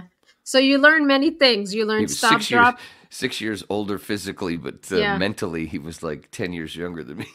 You learn many things growing up in our generation. There's stop, drop, and roll. There's you don't talk. You don't talk to strangers. Yeah. Oh, you're quoting fucking Rick Springfield. Nice pull. You're home alone. Sorry. Pretty much you're home alone all the time. Don't Jesus. Open the now door. We got Macaulay Culkin. Jesus. Don't open the door for anybody. Open the door. Shit, what's that? Now that reminds me of Scream. Remember that? Not even the Jehovah's Witnesses. My mom used to say, don't open. Everybody hide. Jehovah's Witnesses make me think of Kurt Metzger because he used to be one when he was a kid. He grew up as a Jehovah's Witness, I believe it was. We were outside 24/7. No shoes. 24/7. That reminds me of 7-Eleven. I'm just popping all the things you're making me think of. So yeah, we have pretty tough skin. So he was fine. Fucking We're good. Scott. We're good. Motherfucker. Oh, he was the one that I'm not telling that story. Okay, don't tell the story. Yeah, I don't want to talk about cocaine. The last time I saw The Cure, it was in West Palm Beach. What's the name of that amphitheater? It's got different names now, but the amphitheater in West Palm Beach. You know what I'm talking about, right? I do. They keep changing the name, but I saw a Motley Crue there once. So I went there with Juan. Yeah. And my best friend Gail. And I don't know. Something I did that. It just made me feel all. And when we were leaving the concert, we're driving behind this van. It was an old ass van, so it had a bunch of windows, and the guy had monitors. You know, he had a bunch of monitors. It was like that thing was set up for, I don't know, but anyway, a bunch of monitors in, and they were all playing. They were all playing porn, the same movie, but all different. Yes. The whole time we're leaving. No. I wasn't even guessing. I was just saying that because when I heard monitor, the windows I figured that was what was shot inside of it. No. Windows were not maybe the one we were watching was shot in that van, but the windows weren't tinted, and just like I think he had 2 and 2 because it was a big van, you know. Yeah, so watching, you know, we were watching porn on the way out of the Cure concert. Oh my God. Gail is the one that went to Woodstock 69, Woodstock 94, Woodstock 99. So she was just laughing her ass off. She was having a great time. She's one that would flash her boobs. Boobs, ass. Jeez, man, this is one filthy podcast. I took her. You know, I'm enjoying it. You know, I took Gail to I took her to a Halloweeny roast when I worked at the station. Nope, now we're weenies. Yeah. God, I'm so disgusted. And it was right after she had gotten her breast implants. Jesus. So this is a long bit. So she was dressed as a fairy, but she was wearing like a really tiny tank. Now it's gay? Top. Yeah. She was wearing this. Go ahead. She was wearing this really tight, tiny tank top with her new boobs. We're not even trying, folks. This isn't even written. They were pretty new, you know, they were fairly new. So she was showing them off, you know, and then she was letting people come up and like, you know, wah, wah, you know, like, can I try them out? Can I check them? You know, it was great. We had so much fun. I'll bet it was. Yeah, boy, I bet it was. What took so long? Why did you play like that? I hope it played good. I don't know. Yeah. Yeah, she let everybody touch her boobs. Look out, folks. Man, this shit got filthy. I love it.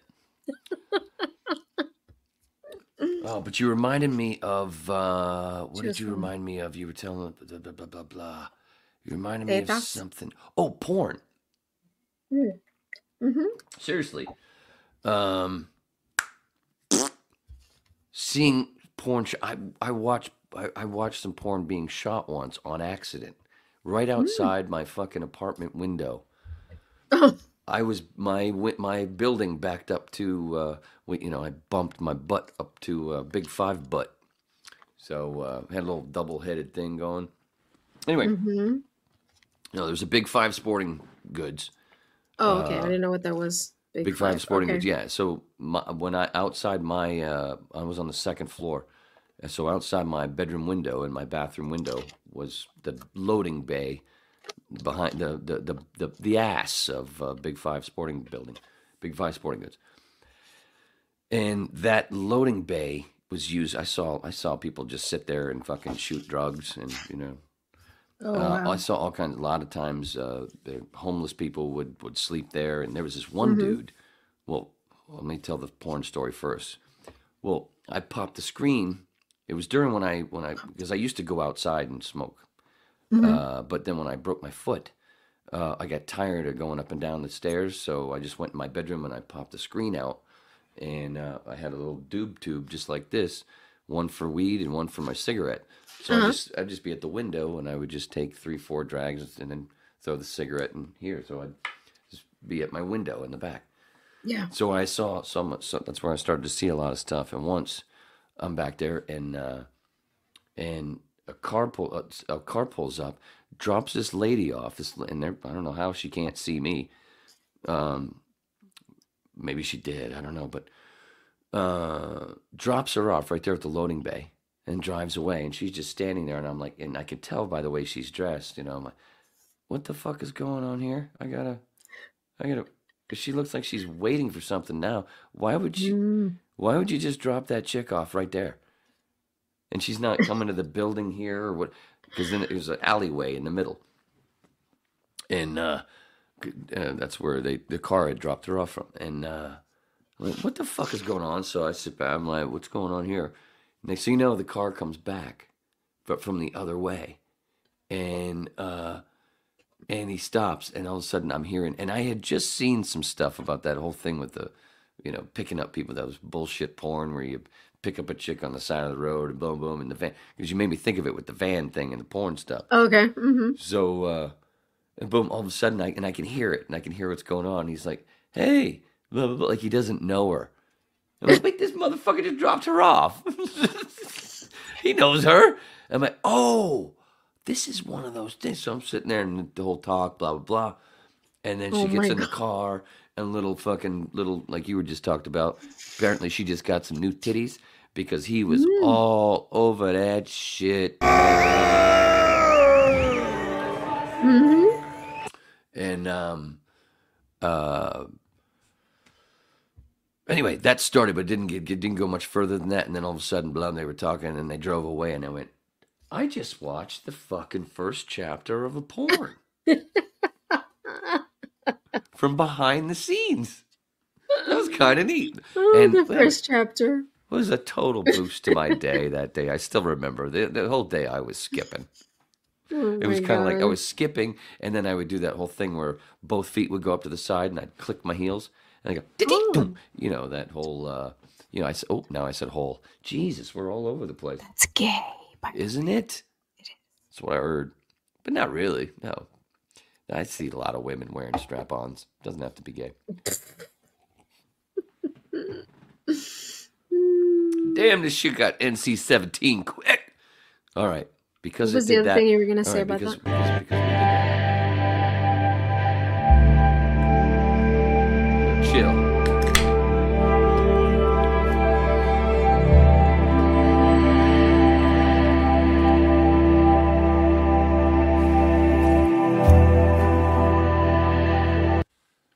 Okay, enough of that. You're welcome. And what was the other one? What was the other story? What was the other thing that we were going off on? I did the porn thing, and then there was another story I wanted. I thought you'd remind me of. You were gonna. Oh damn! Should I rewind? Mark the tape, George, as Neil would say. Let's see. Anyone? Anyone? Bueller. Yeah. No, I don't do. Oh, I heard a little ding. Are you listening to Eckhart Tolle? That's my daughter, my child, my progeny, my thespian. You're thespian. Oh. Speaking of thespian, and we still got a little over an hour to go. Here's something more. All right, so we watched. Where'd it go? Man? What are you looking for, man? Man, what is it? I thought it wouldn't let me because I was too full. I'd stuffed it too full of stuff. Cheese with wine. I said stuff twice. That's redundant. You like it double stuffed. And that was spit roasted. That was Juan. That's what he said he got. Yes. Oh yeah. Let's see. So I removed that. Did I get rid of it? I got rid of it. It's all gone.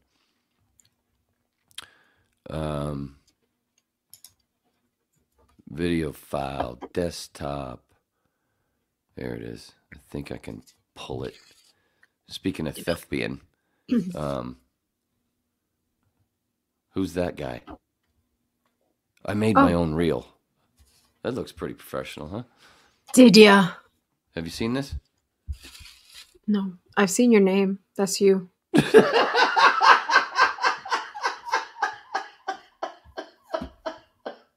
What are you showing me?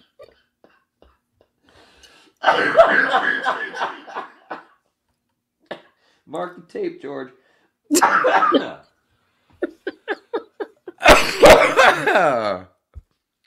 your fault, man. That was great. I've seen your name, yeah. That's you. Oh, that was awesome, dude. Some folks wanted this, so I figured, I don't know. So it was in my head, and I knew we were going to talk about acting and stuff with Sarah and shit. So, and you just said thespian, and I realized I tried to pull this into the thing, but I couldn't because it was too full. But now, because I'm done with some stuff, yeah, I pulled up my reel. I pulled it out, and so yeah. The first one, what is this? This is The Fighting Kind. That's McKenna Melvin, ladies and gentlemen, playing my sister in The Fighting Kind, which won Nils Taylor a few awards. I saw this. You saw the film, the whole thing? Right on, sister. Was it good? You liked it, right? Mm-hmm. It was very good. I could have made the ending. I could have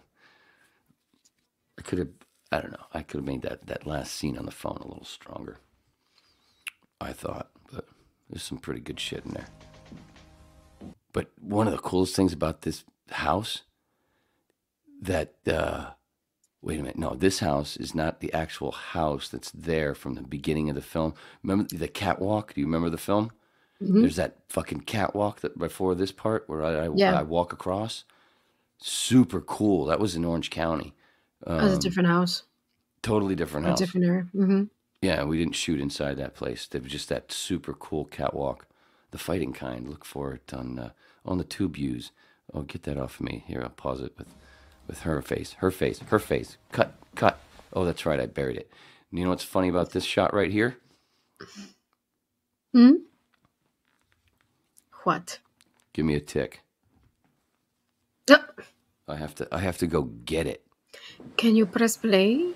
Or we have to sit here and look at this? Look at this. Just tell you what. I'll tell you what. So what we're looking at here is Wayne Roberts shoving the face of a fellow actor into his chest. Hopefully she was able to breathe at that moment. Ay. All right. If you're having a good time, sit down. Oh my God, he's burping. Squeeze. Grab a drink. Chill. Just, so I didn't realize that I didn't realize we were going to be playing this. And also I hadn't actually watched it in a while. Okay. But I had to send it to some people, so I just fucking went, and then I realized, oh wait, I can just download it. I can download this here. That's where I had it. So anyway, and then it just reminded me of one of my favorite pictures ever. This is 94? No, 96. Me and my that shot. Where was it? Where was it?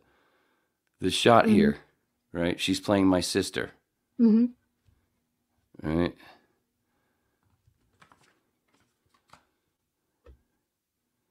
Picture of me and my sister at her graduation. Aw. Isn't that neat? Look at that. I don't know who that motherfucker is over my shoulder.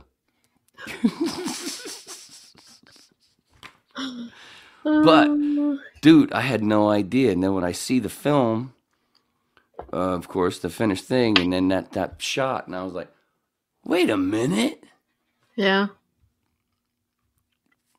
Look at that. Look at that shit. Kind of neat. Art imitates life. Anyway, yeah, there you go. Look at that. Fucking trippy shit, dude. And this is Looking for Liana. Oh, this is where he touches penis. Let's watch. Press play.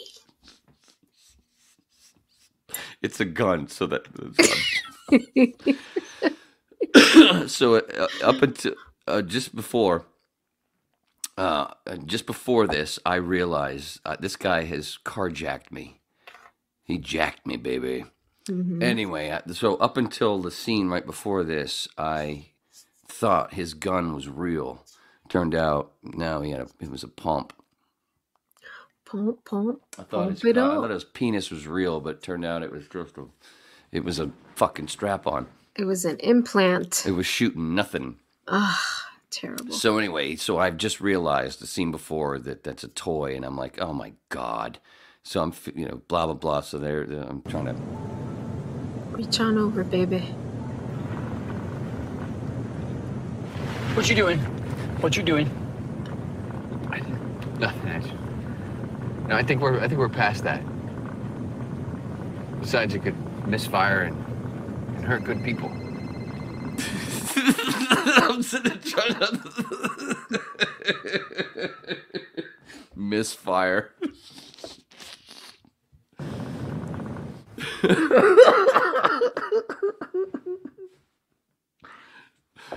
Anyway, Looking for Liana won Jimmy some awards, mainly for the cinematography. The cinematography in Looking for Liana is fucking beautiful, dude. I like to watch that movie on mute. I'm kidding. I haven't fucking watched it in forever. Anyway, this is Panopticon.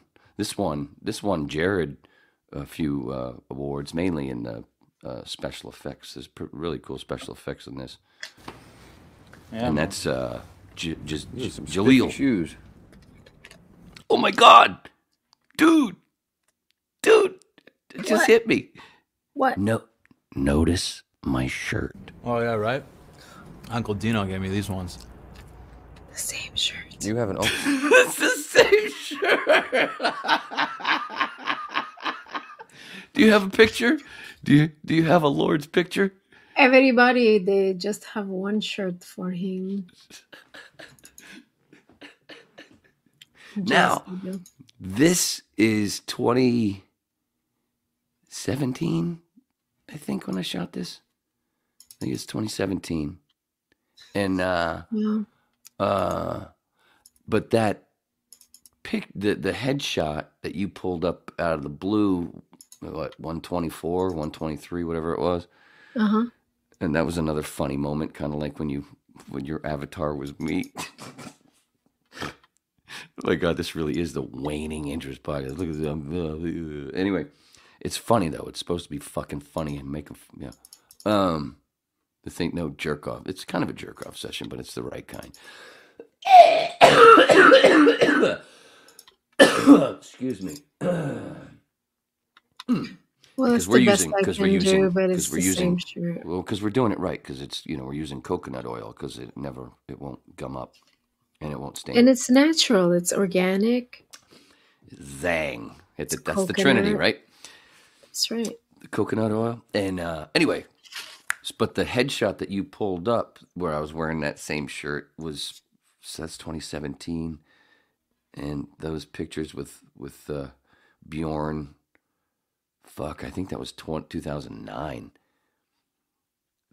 Or 8 maybe. Mm-hmm. The headshots. And then I just wore it. Like oh, sorry. Did you have something and I can't see it? Oh, can you see it? Oh, there we go. You can see it right there. I mean, that's the shirt. I don't know if I have it. That's the same goddamn shirt. I love that shit. That's fucking funny. Wayne takes care of his clothes. Everybody. Damn straight, son. And again, that's not cleans my jacket. It. That's dry not my. Cleans it. It's a dry clean only. But again, that's also not my jacket. That's Dennis's jacket. Not that, but that's Steve Jobs. I mean Dennis Smith. But we do actually have a Steve. Yes, Steve is actually the drummer. But Mr. Luttrell. Anyway. Where was? So that's Jaleel Hussein. He's really good in this. I thought we hit it off, and then a lot of people made gay jokes. Uncle Dino is his nickname. Dino, dude, how synchronicity! Guess who's directing this with all those camera angles? Guess what the guy's name is? Dino something. Yep. Something Dino. Nice guess, sweetheart. What's his name? Deliver what? Dude, now I want a sandwich. I really shouldn't be talking about it. I mean, you are a consultant. Poor bad. That's one of the worst things in acting in a scene, if you have to eat, because especially if you do a bunch of dude. That's why if you really pay attention when in movies and TV when somebody's eating. You'll notice how they're most of the time, not every time, because there's some just fucking people who love to eat. Yeah. But there's sometimes watch and you'll see people they're eating the smallest fucking shit. Yeah. And most of the chewing is fake. I am just curious. I'm not going to tell anybody. He sells books. Books! Synchronicity. We read books, dude. Books? What kind of books? Oh, back to the fighting kind. Cave in here, Maddie. Stop, it's too bright. Ain't she gorgeous? McKenna Melvin.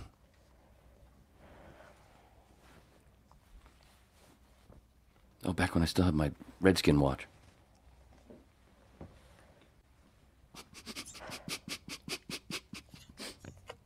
Her reaction, so good.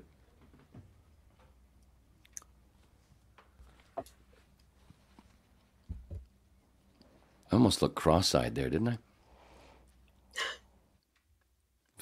This is like Mystery Science Theater 3000 for the Wayness. It's not really the best time right now.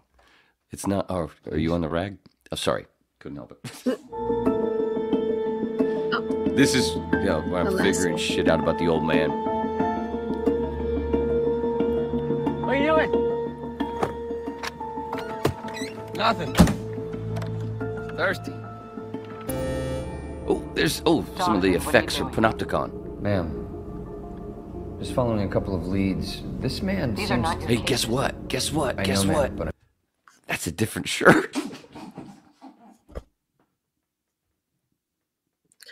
Well, at least we know you have more shirts. It's good to know. God, what a douche. Oh, man, this is killing some great time. I promise you, this... Non-directed use of surveillance equipment is a Class 5 breach. I can explain. This musician has Via links Order to... 3501, I hereby suspend your operating privilege for 30 Fuck you, days. bitch. Suspended. Whoa. What up, son? Get in the car. Get in the car. Jesus, dude. Oh, Get in the car. look. Different shirt. 2 different shirts. Get in the car. Jesus Christ! Oh, see? Was a mushroom.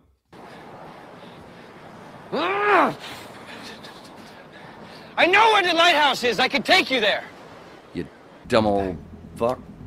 No, listen. There's a bomb on the bus. That's basically what this scene is. He's holding a bomb. He doesn't know it, and I'm trying to tell him. Oh shit, were you in Speed? There's a bomb. That's just what the scene kind of made me think of. I just kept every time I'd read it, I just kept hearing Dennis Keanu. There's a bomb on the bus. I'm your contact. So I'm sweating. You're crazy, man. You're trying to 451 the books. Okay, Salinas. Fahrenheit 451. You're not from Salinas? That's how Dino protects his contacts. Oh, we're back to Dino. It's all about fucking Dino, dude. You're good. Trust me. There's a bomb right there. There's a bomb. It's a bomb. Good job. Doing good. Everything. Get the fuck out. Stay out of trouble. All right? Yeah. I'll be home. And this is after me and the old man fuck. Soon, and I've got a lot to tell you. Knock that shit out. Funny story. Probably be hard for you to believe. That's actually how the movie ended. I didn't freeze that. That was the director. Jimmy. Anyway, there you go. I hadn't actually watched that. I just had to send that off, and a couple people. I sent it to a couple people. One person that didn't actually ask for it, but anyway, I didn't even. I just fucking went bloop, copy, gone. That was kind of neat. Mystery Science Theater 3000. It's a different kind of jerk off session. You know, you understand that. You do understand that. Crazy. You heard that, right? Please tell me that worked. No? Fucking crazy. Sorry. There it did, yeah. Fuck, probably because I had it too big. Oh, we did it again. It just... Fucking crazy. Yes, this is NC-17. Oh, I just realized what I'm going to title the fucking whip. NC-17. Fucking crazy. Yeah, I'm probably going to put that too. Note to self. Can you write that in your notes? NC-17. I'll write it too. NC-17 fucking crazy. Oh, you're fucking crazy. Little GNR. Nice. Oh, yeah. Notice. Oh, put that up to the screen. Have you showed everybody before? Look at that. Susie's little notebook, little whip notebook has mushy on it. What did I say before? What was I writing down? NC-17? That's it. Thank you. That doesn't work there. This son of a bitch. Fucking crazy. Effing crazy. That probably would be better. Right? That'll look neat. Oh, hey, have you come up with... I haven't got no idea. So a little... Excuse us, folks. We're going to have a little meeting here, a little whip meeting. Hey, what do you think about... I got some ideas there for the thumbnail, the YouTube thumbnails, darling. You had some of your ideas I've been waiting for a couple weeks there. I know. Do they involve mushy? Because I hope so. Oh, they could. They should, and they will. How about that? Like kind of what I used to do, where I had the corner what I did was I put the logo in like one corner and another corner, and then it started out where all four corners, and I was like, that's a little much. Anyway, you know who actually should do our thumbnails? Fucking Juan should do little sketches, just little sketches, and then you take a picture and he could just like. That'd be a good idea. Because he supposedly listens, right? Yes. Like little funny, little quick sketches. Something takes him fucking 10 seconds. Boom, boom, boom of this and boom, boom, boom of that. Kind of like how I do that. Because like the old thumbnails, but they're like I tried to put like a picture of a few of the things that I babbled about, and then there, you had the logo there too. But so I was thinking, instead now, we add some mushy to where the logo ain't in a corner, then it has to be a little mushy, kind of like in your book. Okay. Oh. Mm-hmm. That's something. Sounds good. Yes. Yes. Oh shit. Okay. Shit. I wasn't fucking ready. I was stretching. It worked. Did it work? Please tell me it worked. Please tell me. Yeah. It worked. Right. Yeah. And that's that. That was recorded right after he saw this picture.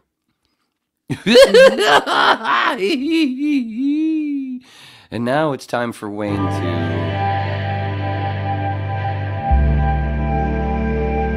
settle back with us here on the whip. Reminisce and do it dirty. Do it dirty. Because we got big balls. Dirty deeds done dirt cheap. Something like that. That worked. That seemed to work in my head at least. Speaking of balls. Oh boy.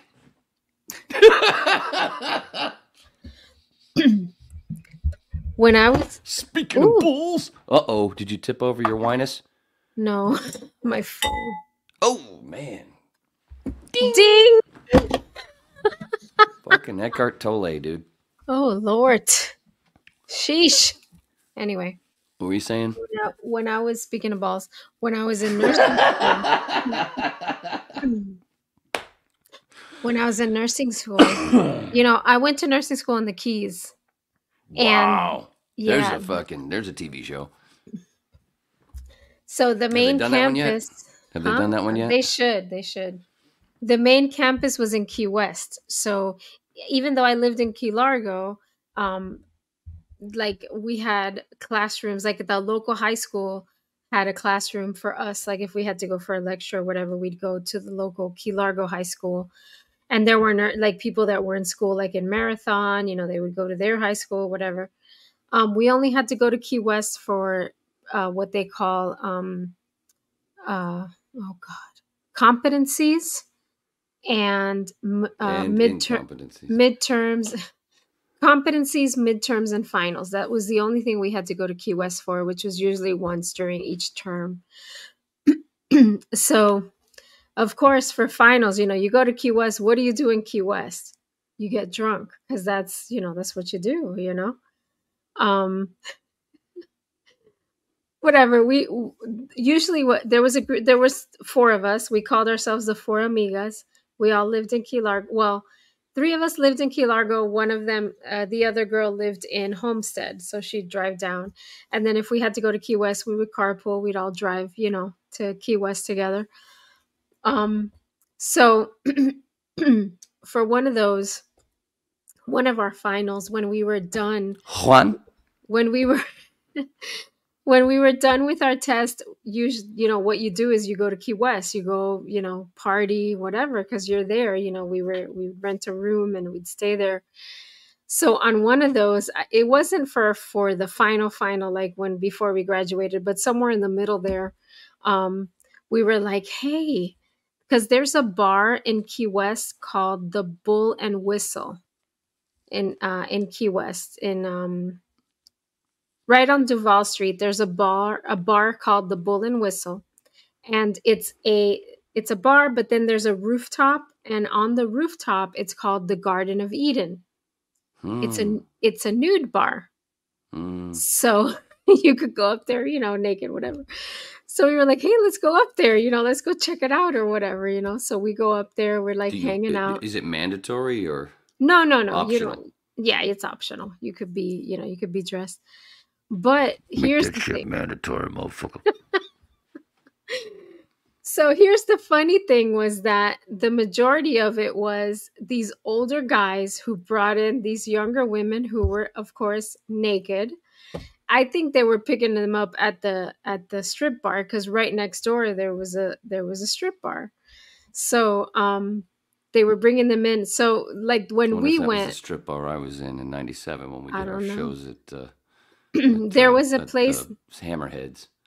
No, it wasn't Hammerheads. No, there was a place next door or close to it called Rick's Bar, and attached to it was a strip club. But Rick's Bar was like this big complex. There was like a little bar up front called the Treetop Bar, which was the best bar ever. It's a little tiny bar, and anything that you got with juice in it, they would squeeze it was like if you got a screwdriver, fresh squeezed orange juice. Juice it, squeeze it. Fresh squeeze. Good bar. But anyway, so there he loved that place. So we go up to the nude bar, and there's this older guy brought in this girl totally naked, and all she's doing is basically she was just like dancing for him, like stripping for him, like raising her leg, and but it was funny. And the thing is, was she shaved? There was like I have to ask. There were NC-17 show. I believe so. Okay. So. Just making sure. Sorry. And there were two. Here's the funny thing: there were two guys. There were only two guys that were naked. Of course, they were both old. Two older guys.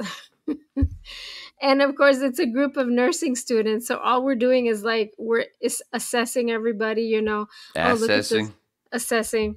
Yeah. Look at the swollen ankles on that one, and or whatever, Jesus.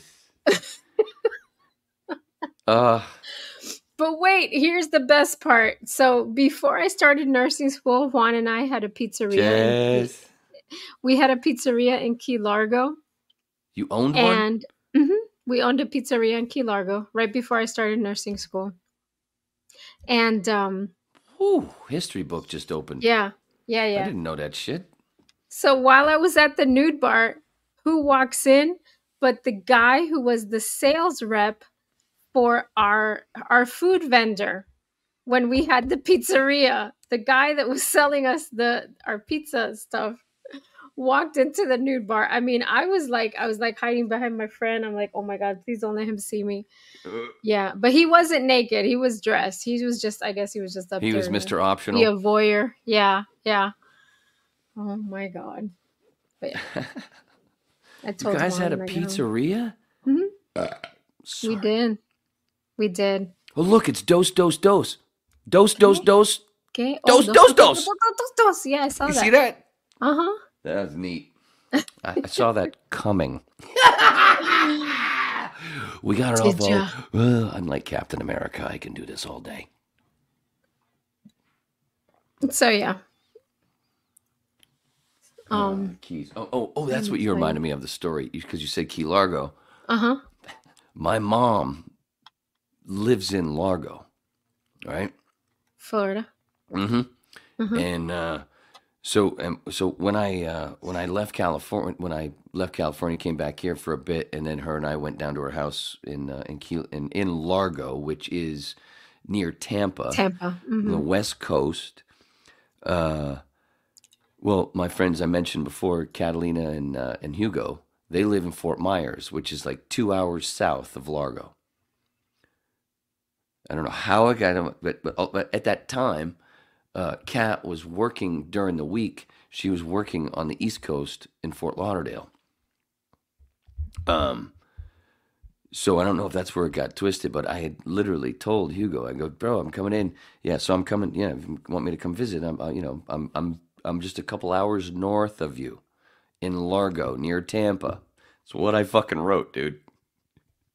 Well, first, I don't know what it is, head. Anyway, get to a point, I'm like, hey, man, you want to come here, because we're in Fort Lauderdale, so we can meet you, blah, blah, blah. I'm like, Fort Lauderdale's much farther from. What the fuck are you talking? Anyway, for some reason he had it in his head that we were in Key Largo, not fucking. Anyway, I'm sitting. I remember reading this shit, going. It was kind of like the story I told about sending the accidental dick pic. I was like the director in the middle, going, "What the fuck?" Looking at my phone, going, "What the fuck? What is he saying? What do you mean? Why would I? You live 2 hours south. Why the fuck am I going to go all the way over to Fort Lauderdale to see you? What is happening here?" And he thinks Key Largo. But I clearly said Tampa. Yeah, no. I said Tampa, 2 hours north, which he knows. Anyway, I mean, the motherfucker went and picked me up at that airport. He knows where Tampa is. Anyway, I'm not trying to kick him in the balls, because you know what? He grows his own fucking food. Oh, nice. Oh, he's supposed to be getting back to me about. He was telling me he was going on a little mushy journey coming up, and I haven't heard back. That was like a week ago, I guess. Huh? Yeah, I got to catch up see about Hugo's Hugo's. I don't know if he was doing the heroic dose or what. But he was definitely probably using the shit down. Hopefully he was using music like this.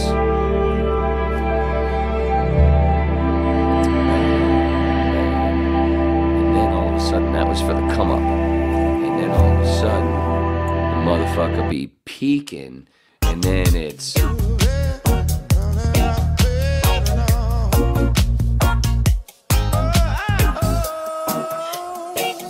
I'm doing my best Beavis. Anyway. Is that it? Damn, thought it was longer. in the clip too. Thanks, Neil. Oh, you're jumping around on the internet and fucking my shit up, bitch. You fucked my shit up. You fucked my shit up. You fucked my shit up with your husband.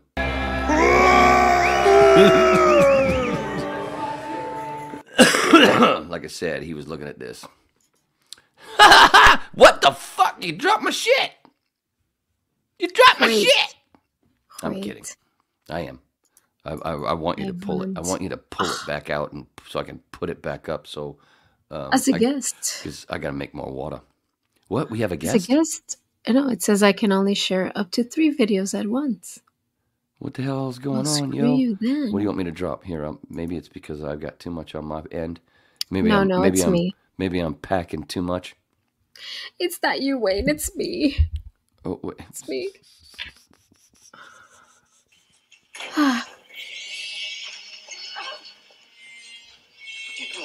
It's movie night. It's like, God, isn't it? It's like it's movie night on the whip. Yeah, do it like this instead. We'll do it like this. It's like we're in a theater.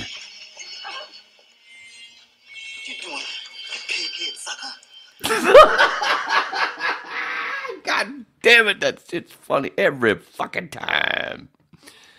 Oh man, and then we got, we're watching the Terminator. It's almost like we're sitting in the theater. Look at us. Look at us, man. It's like we're in the theater.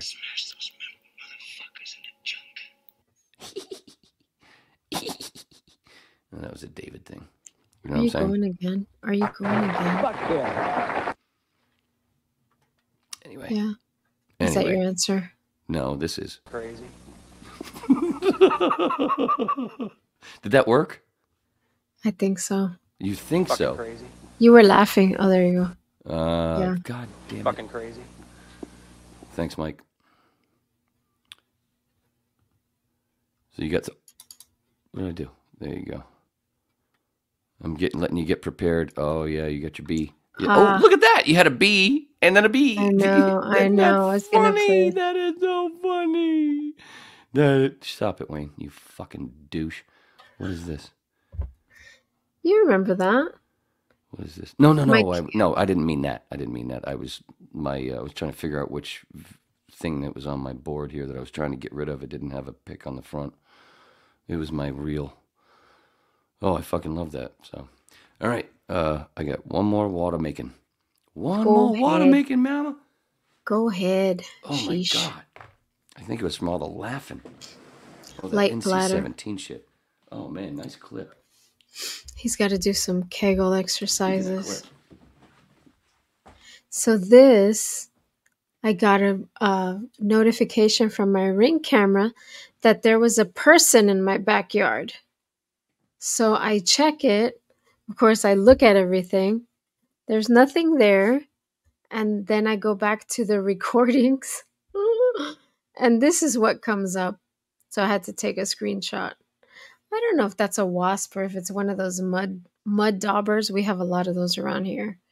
And they make their little houses on my rocking chairs in front of the house and all over in the corners. And so I don't know if that's what that is. I don't know. To me, that's a wasp.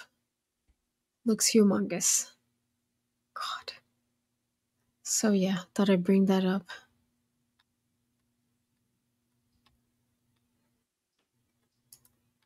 And my yard doesn't even look like that anymore. So yeah, I don't know. My husband don't know what that is, if it's a wasp or one of those mud thingies. Mud dauber. Thingamajiggies. And then we have bamboo, and that's snake plants. If you want plants that'll grow just on their own, get one of those, because my God, if you see them now, they're both humongous. They're all over the place. All right. Why is it so hard to think of anything when I'm by myself? I don't know. So yeah, I went to that rooftop bar in Key West. Key West is fun. I like Key West. That's where I got engaged, by the way. That's where Juan proposed, was in Key West. We went to this restaurant called Willie T's. Really good. If anybody goes to Key West, go eat at Willie T's. I hope it's still there. They have the best coconut shrimp ever, if you eat shrimp. So yeah, that's where we got engaged. Oh, I have to tell Wayne this. It's so funny. Somebody that we worked with at the radio station was actually there that night when he proposed to me. Didn't even see each other, which is the funniest thing. And if I tell him, he probably won't believe me. But yeah, we were there. He was there that day. Oh, I forgot to mute my mic. Sorry. Did ya? Oh, shit.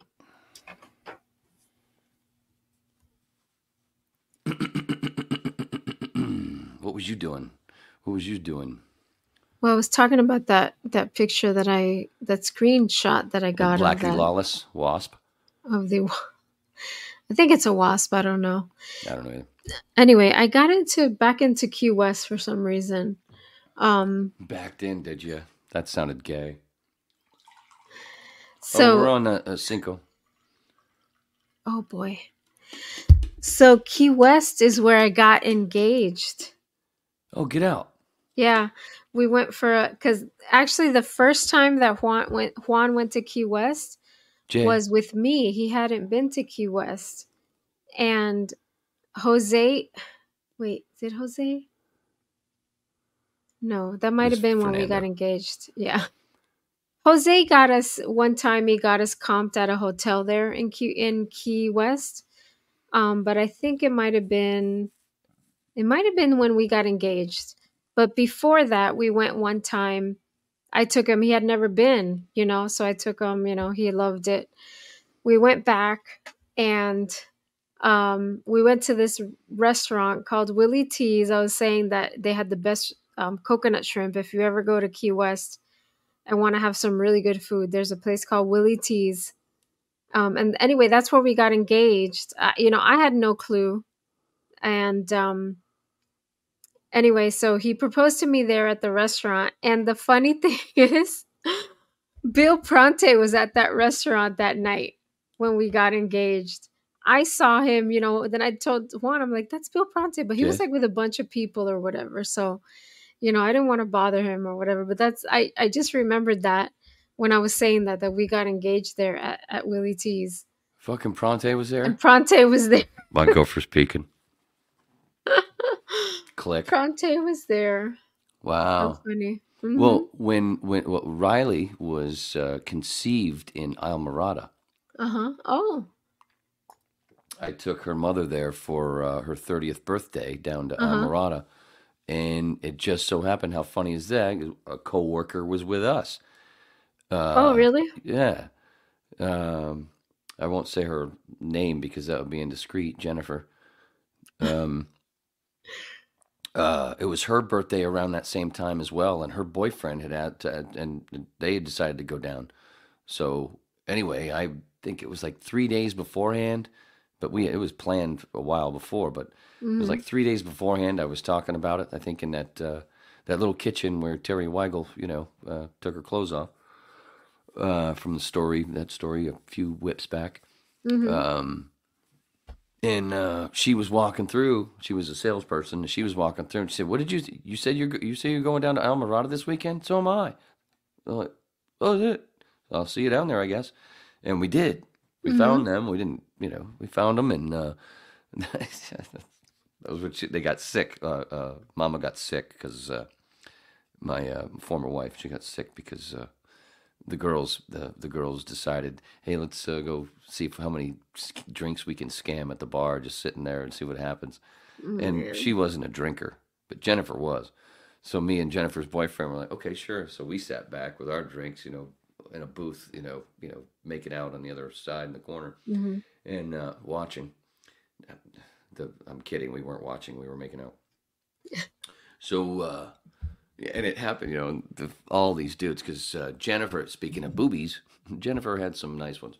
And I believe they might have been a little enhanced. And of course, and she was, pretty, and so was Riley's mom. So, yeah, man, we just sat back and watched it, just boom, boom. And I'm thinking, wait, I've never seen her drink like that. I think she just did 3 shots. Oh, no, this is not good. This is probably not good. This is not going to be good. She barfed as we were walking out, right behind the door guy. It was great. And I never really saw her drink again. I never saw her have more than one after that, in all the years after. Can't blame her. She was pretty sick. Wow. But, got to give her this. They scored. They wanted to see if they could do it, and they got a lot of free drinks. They did it. Yeah. Mission accomplished. And it's not funny unless you do it, like Doug Stanhope says. It's not funny unless you do it. Yeah. Oh, so, and speaking of... Oh, oh, Jesus, woman, you is a drunk ass. Okay. Oh, but I have to go back though, because some people might be listening, going, "Oh, so she was all drunk and puking, and that's how your daughter got conceived?" No, she was conceived the day before. Everybody was sober. It was it might have been that afternoon. It might have been that afternoon or the afternoon before, but I know the moment. I fucking know it. Well, whatever. I know that moment, dude. And you know what happened when I remember that moment, and this is how I felt. That's perfect. Yeah. I just realized I had that. And you're like, oh, that'll work. I just wasn't so violent about it. Oh my God. Jesus, Pete. Yeah. Anyway, were you about to say something? No, so we went back to Key West for our finals in nursing school. Nurses like to party, everybody, just letting you know. Oh, so yes. So the night before our finals, we were all, we studied whatever, and we were done studying. We were like, let's go out. We went out to eat, and of course, we went out to drink. And the one girl that was from Homestead, she wasn't like much of a drinker. And I think she had a little bit too much. So the next morning, we had to get up early. We had to drive to the school to go take our finals. And we were in 2 cars. So the front car had one of the girls was driving, and the other girl, the Homestead girl who was not, she was so hungover she could barely like hold herself up. And then it was me and we're still like really close friends now. And so we're driving behind them, and all of a sudden we see an arm and a bag hanging out of the window. Like, what the heck is going on? And we get to the school and we're like, what is going on? Why are you holding a bag? She had vomited in the bag inside the car because she was so hungover. She was so messed up. And when she was done, she tied up the bag and she held it outside of the car because they didn't want to smell it. And that's how she drove to school to take her finals. Oh my God. Are you writing these notes down? You're writing these show notes down? And then we take our tests. Afterward, we go to we go back to Duval Street, which I say Key West, but I'm talking Duval Street, where all the they call it the bar crawl, where all the bars are on Duval Street. And is that where Hammerheads was?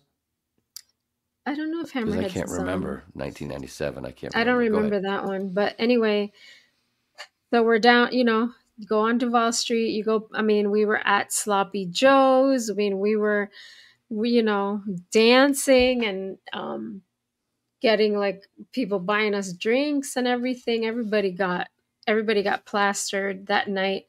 So my really close friend Paige, she got so plastered that night. And we end up at Rick's Bar after Sloppy Joe's. We go to Rick's Bar, which, like I told you, it's like a big complex. So you have that little bar in the beginning. There's like this really good pizzeria across from that little treetop bar.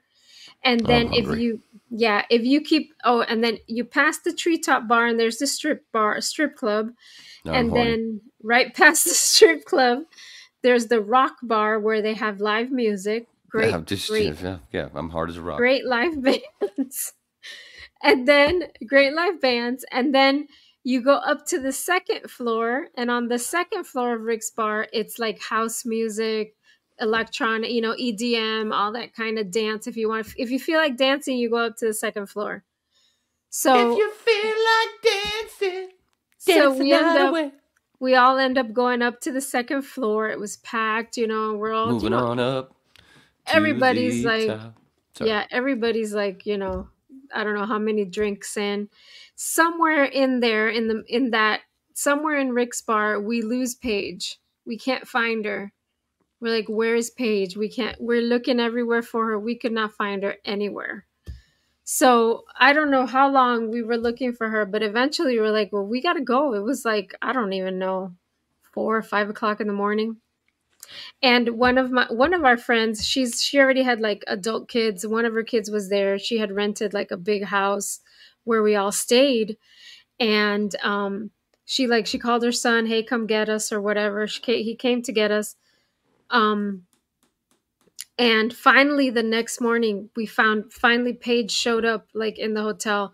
She had like bruises on her legs. She had no clue where she was. No idea what had happened to her. She had no clue, like nothing. I mean, she was fine. She just had some leg bruises. Roofied? I don't think so. Did you hear the train? No. Choo-choo train. No, I didn't hear. She did fall going up the stairs when we were going up to Rick's Bar. So we think that's where she got the bruises on her But she doesn't legs. know what happened? She had a blackout? No, she was, You sure she wasn't roofied? No, because she was fine. I mean, that we checked for all of that, but we don't know. We think she maybe got an Uber or something back to her hotel or whatever. But we lost her for half the night. It was crazy. So she hasn't talked about what happened? Does she have? She doesn't remember. Yeah, sure. See, if she was with a girl, that's why she doesn't want to admit it. She doesn't. She was with a girl. She had a lesbian experience. Otherwise, if she had been with a dude, she'd be telling you all about it. She'd be like, "What's that about?" Ooh, yep. 15 minutes left. Yep. So yeah, that's what you do when you go to nursing school in the Keys. Damn, I know where I gotta move. I like nurses. Oh, that's one. I remember the first time I had Vicodin with was it a root canal that I had? That was going on. It was 97. It was during the Ron days. Oh, that's what I was thinking. I remember I had a picture of Hammerheads. I have a picture of after getting zapped in the neck by Ron Bennington with the stun gun for getting a word wrong during the spelling bee. Do I have that picture? I gotta go look. Spelling, because it goes with synchronicity. Have I fucking have I put that? What would it be under? Have I had that fucking shown that picture before?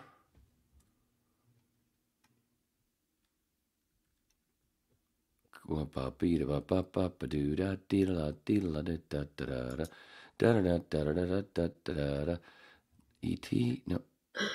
Wait. Oh my God, I'm finding a lot of shit that I forgot I had. That's really cool. There's a Hammerheads in Fernandina Beach, Florida. No, this was Key West. Or Miramar Beach. This was Key West, but it was 97. It's probably not even there. Maybe not, because I don't remember a Hammerheads.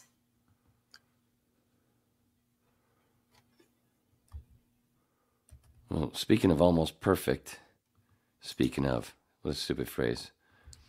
Because I mentioned that play. That's Mike. I found that, but where's the fucking... Where do I have it? Come on. Where is it, man? Wee Wee. Oh, that's right. I forgot about... Man, we got so much stuff that I forget about. Still got... I forgot all about Mr...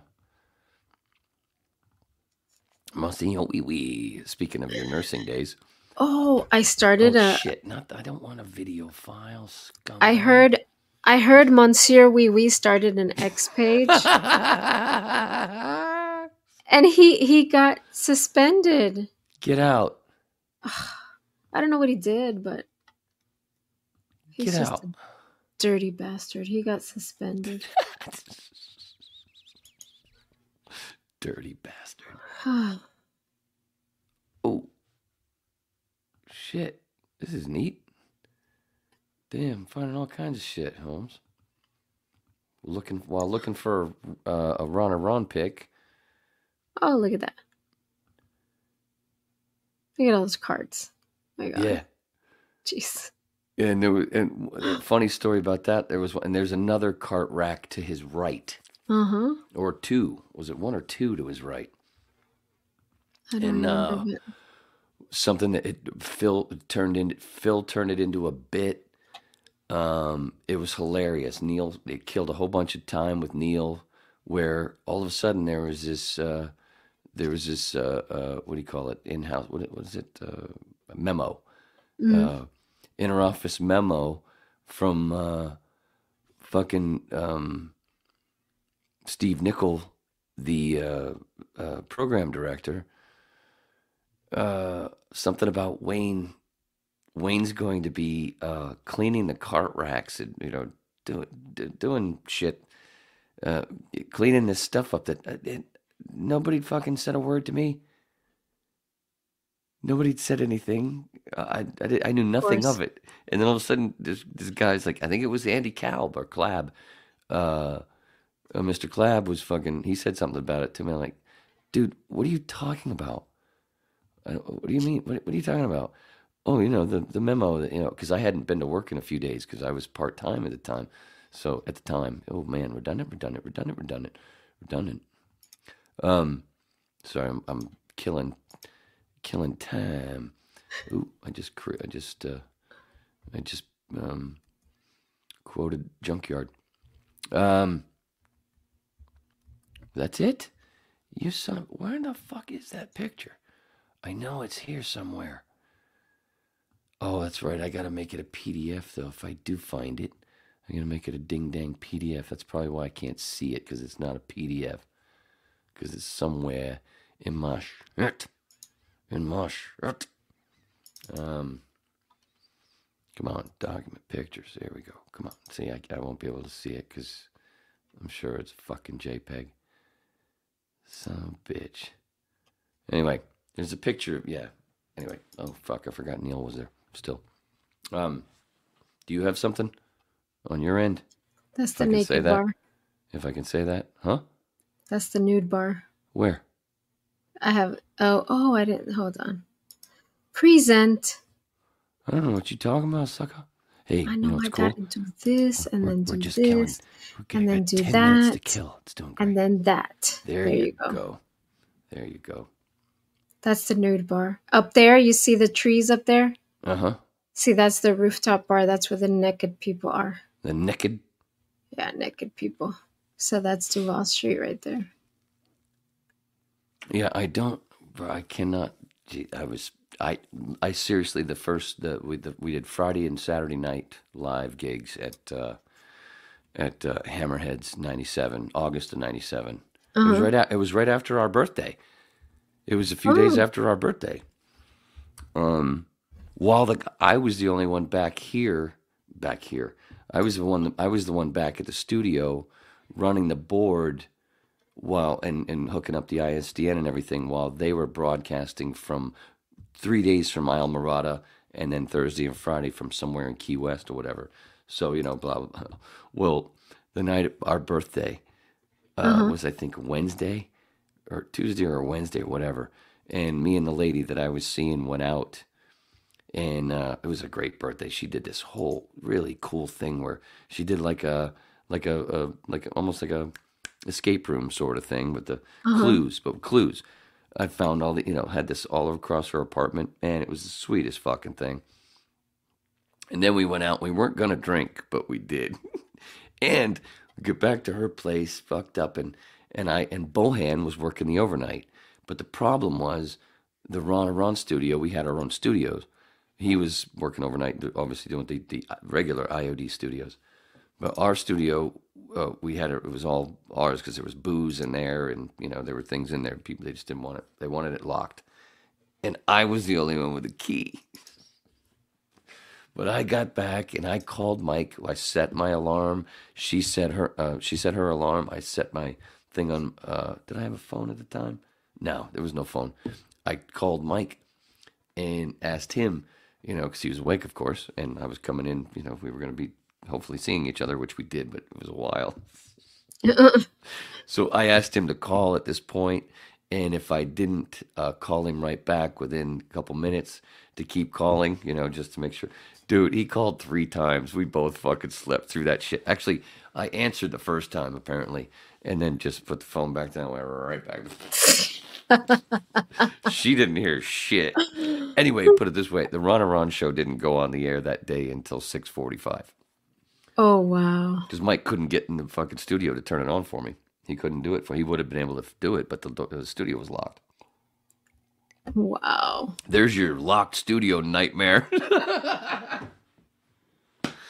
But yeah, but that first night, the Friday night, because I drove down Friday night with a buddy of mine. I brought a buddy of mine down, so let's go have some fun, and we're gonna be drinking. So, and we get to the hotel because some of the guys were in one hotel, and then I was in another hotel with the rest of us, us dirtbags. Mm-hmm. Anyway, there was a little party going on before the fucking show that night, and by the time after that fucking 2.5 hour, especially that slow drive through the Keys because of the key deer, man, I couldn't wait to fucking. By the time we got to Hammerheads, I won the spelling P, and I don't even remember it. Oh my but it was God. called the spelling P because whoever lost, if you got a word wrong, you got hit with the stun gun, and that's the picture. That's the picture that I can't find. Ronnie hit me with the stun gun because I got a word wrong. But the first person to get 3 wrong, which Joba Fett was, I was Batman, he was Joba Fett. He lost both nights, and that was why they had the spelling P anyway, because Fezzi realized when he would do the show notes, it's like, oh, these are Joe's notes, not Wayne's, because he could tell they were just so fucked up. There was no grammar, no nothing. So that's why they decided on the spelling P, but it was called the spelling P because the loser had to stand stage left at the end when they lost with a balloon above them, 3 feet above them, that was full of cat piss, cigarette butts, or ashes, curdled milk, or spoiled milk. Oh no, and a couple other things. Anyway, somebody got a great picture of when that fucking shit splashed one night on Joe's head, where it just perfectly. Yeah, he was like a dog that got hit by a skunk and had to get bathed in tomato sauce. Gross. Or tomato juice or whatever, vinegar or whatever they do. That's just awful. It was nasty. Seriously, I don't even remember, and I won. Oh, nasty. And the funny thing is, on the pick, the best part about the pick that I can't find is literally Ronnie had just hit me in the neck, and I'm falling down, and it looks like I'm smiling. I'm like, I don't remember that feeling good. Oh my God. Anyway, your turn to talk. That's Willie T's in Key West. That's where we got. Get out. That's where you got engaged? Yeah. And then here, that's inside. What is that shit? Those are dollar bills. We have a dollar bill somewhere in there. We put one up. You just sign it. You put your name, date, whatever you want to write on it. And then they staple it up on the ceiling, the walls, And nobody's come along and fucked that shit up yet? No, nobody messes with it. Nope. Wow. I would. There's stuff there for like years and years old. I mean, it goes all the way up to the roof up there. Yeah. We're raising it to the roof, bitches. So yeah, those are all dollar bills. That's pretty cool. I know. I mean, we probably wouldn't be able to find ours now because there's so many. So it's probably covered. So when he did it, was he on his knees? Yes. He was so nervous. Poor Juan. He was so nervous. And then when you said yes, was he like this? Yeah.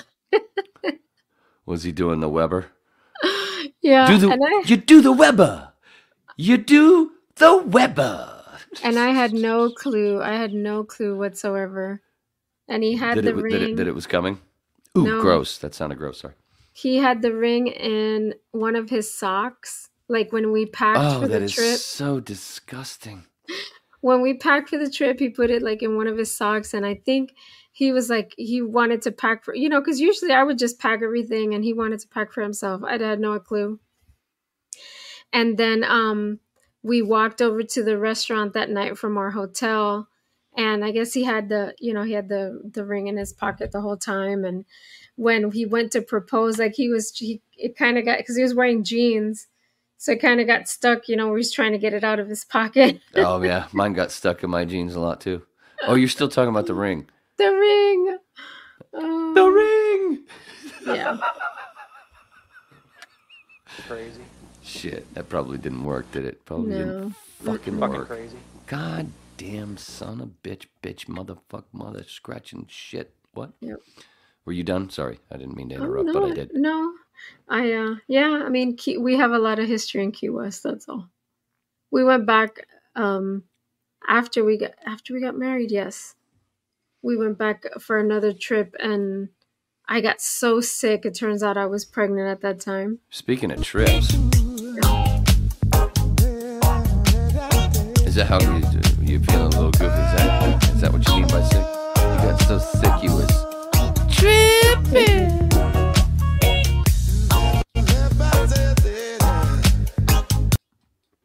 Anyway, sorry. Oh, you took your stuff off. Why'd you go? You went clicking around. I took my stuff off. Yeah, I know, but you don't. When I play something, don't go clicking around because it messes with it. It's okay. Luckily, there's only a minute and a half left. Because smash those motherfuckers in the junk. That's what I'm gonna go do later. When we're done here, when the whip's over, I'm gonna go smash those motherfuckers in the junk. Okay. There you go. Okay. Right. Just making sure everybody knows what's going on, what's going down here. The whip ain't motherfucking around, because, Fuck yeah. Did that play good? I hope it played good. Yeah. Fuck yeah. I'm just killing some good time here before I It got my spot. It did. Did we have fun tonight? Look at that. I can't believe we got a minute left. I know. Did you have fun? Mm-hmm. I think it was a blast. I think there's all kinds of great moments. Too bad you weren't writing them down in that mushy book. They're right here. I know. You'll write them down when you watch it back. Oh, look at that. We're getting so close. Sweetie, I'm getting close. I'm getting close. Love you, brother. Love you, sister. That's what I'm saying. Watch James Corbett before Jimmy Dore. Do what you want to do. You know what I'm saying? But definitely, Glenn Greenwald's good. But look for yourself. I'm just a fun babbling lecturer. We are dabblers. Remember, we're all Neo, AKA1. Sorry, ran long, had to bump comedian Joe List. Thanks, Gary. Daddy loves you.